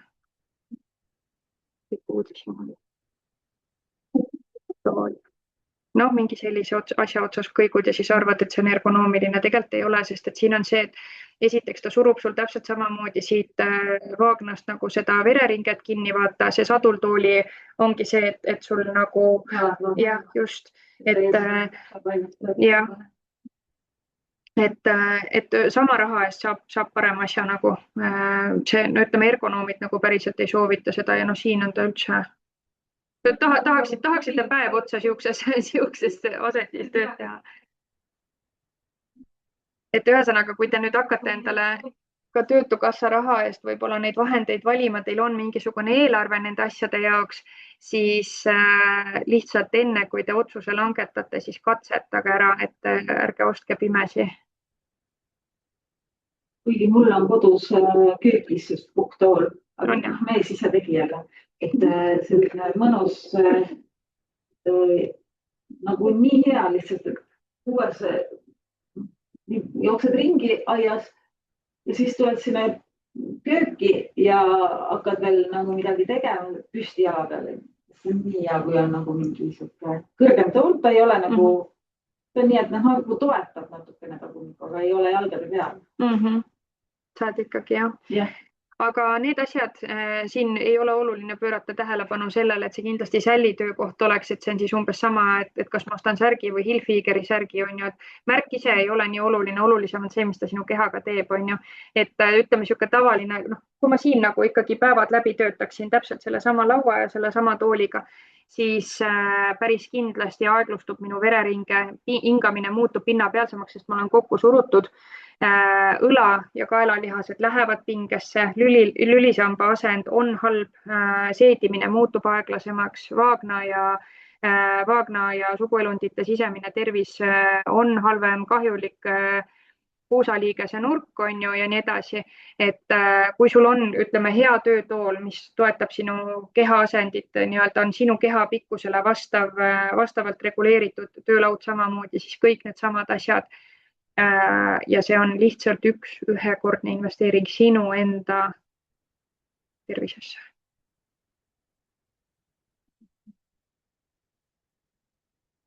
Päriselt. Seda enam, kui sa teed siukest tööd, kus sa ikkagi palju valmist. Kui kõrge või kui madalale ma saan lasta. Kui mul see pediküüri peal on, ma pean, see tool peab olema suht madala. Kui mina ise näiteks pediküüris käin, siis need tüdrukud on seal küll nagu kogu aeg hädas sellega, et kas ei tõuse see pediküüri tool piisavalt kõrgele või ei saa tema ennast nagu piisavalt alla lasta, et selles mõttes Hea koolitaja juures, kus ma käisin, ütleme, tal oli väga hea toon. Ma pean mõõtma seda kõrgust, vaatama, kombineerima midagi siit kokku. Praegu ma panin lihtsalt lampi siia. Ja siis lisaks sellele, et me saame nii-öelda need suured asjad paika panna, siis on hästi siuksed pisikesed väikesed vahendid siia juurde, nagu näiteks arvutihiir on ju, klaviatuur, mingisugune oligi see sülearvuti hoidja ja nii edasi, et mingid väiksed asjad, mis võivad teha ka meie nagu enesetunnet palju paremaks, et see, kes ikkagi arvutiga töötab, siis tegelikult see sülearvuti touchpadi kasutamine ei ole okei. Sul peaks olema arvutihiir. Ja nüüd, kui me arvutihiirest räägime, siis see on jällegi täpselt seesama, et meil kõikidel on erinev jalanumber, meil kõikidel on erinev käe suurus ka, et ei sobi meile samad kingad, ei sobi meile samad kindad, ei sobi meile sama arvutihiir ka, et siin hästi paljud inimesed tänapäeval on selle karpaalkanali sündroomiga hädas. Ja see arvutihiire valimine nagu samamoodi, et katseta neid on vertikaalseid, neid on igasuguseid erinevaid, ma saan teile mõnda siit näidata ka, et on täiesti erineva kujuga nii-öelda neid hiiri olemas ja kindlasti on veel igasuguseid erinevaid. Siin on näiteks ongi see sinu käepikkus siis randmest kuni selle kõige pikema sõrme otsani, et kas sulle siis sobiks näiteks SM või L suuruses hiir, et üli mugav on see, kui sul on õiges suuruses hiir, ta istubki seal peal, lihtsalt hiire peal, ta toetab sinna. Praegu on hästi popid need, et ostan endale mingisuguse uhke Apple'i arvuti, mul on see väike originaal Apple'i hiir, mis on nagu hästi madal, väikene ja siis on sõrmed kogu aeg siukses nagu krampis asendis ja siis on ai, kui valus. Et päriselt ka tuleb vaadata nendele hiirtele otsa sellise pilguga, et mis minule sobib. Triinul oli mingil hetkel siin need Ergovi näidistooteid oli olemas ka, ma ei tea, kas praegu ka on, et seal oli ka mingi hiirte nii-öelda see, aga ma olen kindel, et ergonoomikakeskuses saab neid proovida ja kindlasti ka, kui lähete kuskile Euronixisse või kuskile, et valima näiteks siis. Täiesti mugav oli minul sellega töötada, mõni ütleb, et üldse ei sobi. Igapäevaselt ma teda enam ei kasuta, aga samamoodi jällegi, et neid mikroliigutusi vähendada, siin on tehtud need edasi-tagasi nupud ja kõik need asjad, et muidu see klikkide arv päevas on mõnel inimesel, sõltub, mis sa seal arvutis teed, aga on päris suur, on ju, et siis harjud oma selle ühe hiirega ära, siis teistmoodi enam ei oskagi. Et ühesõnaga see lugu siis nii-öelda ergonoomilistest hiirtest valige see endale kindlasti käe järgi ja mis imeasi on ergonoomiline klaviatuur, see ei ole mitte midagi muud kui lihtsalt üks madalate klahvidega klaviatuur ja kui sa väga palju kasutad numbrite sisestamist nii-öelda, siis sul võiks olla see numpad ka kindlasti juures, et muidu siit ülevalt otsida jällegi pead käe tõstma ja siis siit hakkama toksima.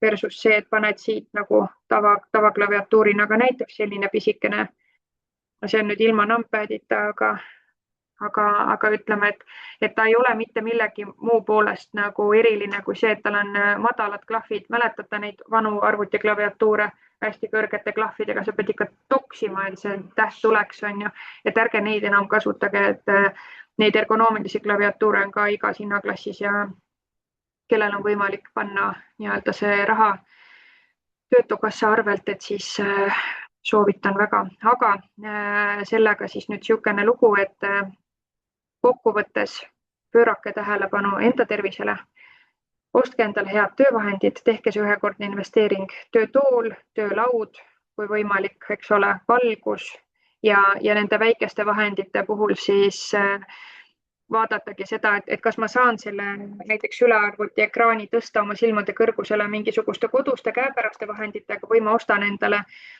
selle sülearvuti aluse ja saan sellega reguleerida, siin on erinevad astmed. Aga ütleme, sülearvutiga pikalt töötada niimoodi, et sul üldse ei ole eraldi hiirt, on tõepoolest halb mõte, sest siin on samamoodi see, et sul on nagu käsi kogu aeg pinges. Alguses kohe ei tunne neid asju, aga aja jooksul nad tundma hakkavad andma. Et siuke värk. Mis mõtted on? Kus raha saab? Kust saab, jah? Mõtted on see, kus raha juurde saab.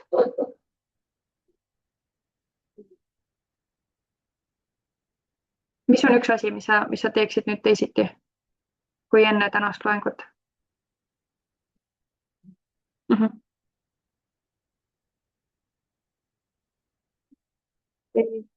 Ma siis ei küsi selle eest palka. Ei võta tööd. Kuigi ma ütlesin, et ma võtan, aga ma ei võta. Ma olen nii palju vaeva näinud seda.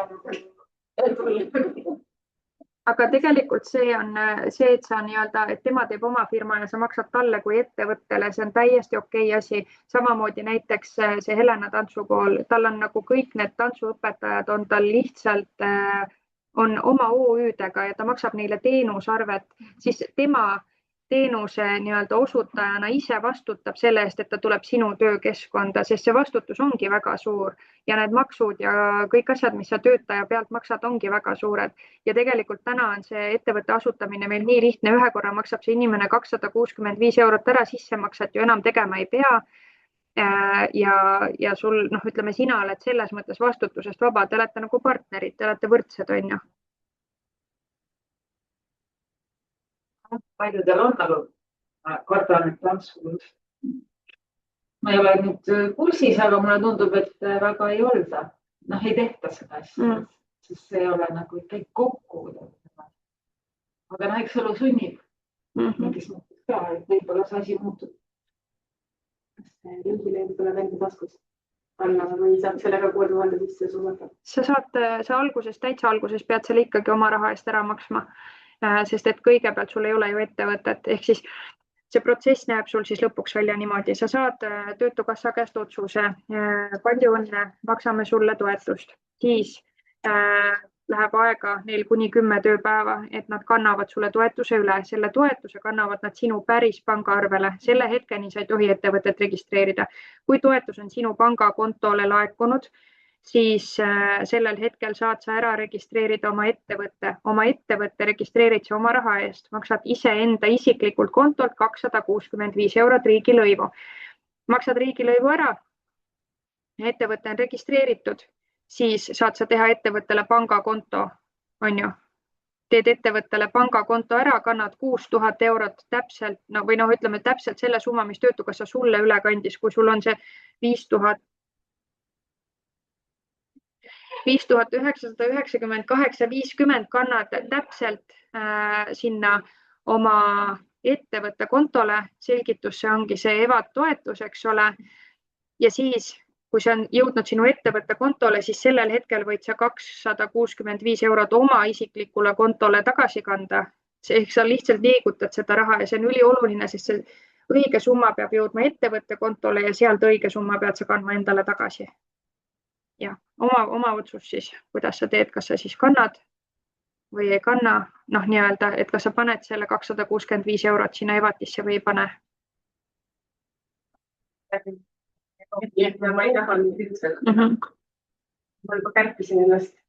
Aga selles mõttes sa selle 265 € asutamiskulusid saad endale hiljem nagunii tagasi maksta siis, kui su ettevõtte kontole raha tekib, vaata mingitest teenusemüükidest ja nii edasi. Ja. Et kui sul siit EVATist ei tule praegu välja, siis sa saad nagu hiljem, jah, sest et see on nagu ettevõtte kulu, mitte sinu isiklik kulu. Aga see läheb juba raamatupidamise valdkonda, selline tore kohtumine tuleb teil järgmisel teisipäeval, saate veel kõvasti infot vastu võtta. Ja aga hommikul kella 9-11:30 Triin tahab teile raamatupidamisest ka veel üle vaata. Et ei ole nii, et me tuleme ainult kaitsta siia. Ei, kus sa sellega? Sisusina. Kaitseme pärast loengut. Ja. Et siis, kui ikkagi aju on juba sellises mõnus raamatupidamisest hullid. Ja. Kui sõna ei tule enam välja. Vot, tüdrukud. Saan siis aru, et tänasest midagi meelde ei jäänud ja teete kõik täpselt nii nagu 2 tundi tagasi. See on head kingad ja mina seda osa küll ei teadnud, et trenniriided on näiteks, ma võin ju ka näiteks osta. Absoluutselt. Ma ei ole kunagi mõelnudki selle peale, et ma võiks neid asju või kuidagi. Kas sa tead Gracefiti või? Mida? Gracefit. see Shalini modi ei ole kuulnud, ei ole kuulnud. Meil on nagu täiesti teistsugune see stiil on nagu mida mugavam, mida parem. Ma vaatan kohe, kas siit tuleb temast kõik need imeilusad trenniriided. Ma ei tea kedagi, kellel oleks nii palju ilusaid trenniriideid, erinevaid, iga pildi peal on isesugused. Ma elus ei usu, et ta neid enda isiklikust rahast ostab, sest et see on tema tööriietus ju. Tal on nagu iga pildi peal on midagi nagu, palun vaata, need ei ole odavad asjad. Et see on ikkagi ettevõtte kulu päris kindlasti. Ma ei usu, et tal see nii hästi ka sisse toob. Ei, tegelikult kindlasti toob, ta on teinud endale väga ägeda platvormi. Seda võid ka piiluda, äkki saad panna endale tuleviku unistuste alla või midagi. Ta on nagu tohutuse ka COVID-i ajal alustas sellega ja mega palju püsitellijaid nii-öelda, et siin on trenni.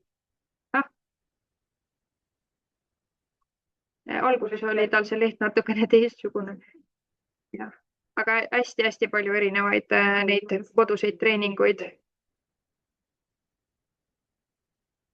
Vot siuksed lood. Aitäh teile. Ma saadan teile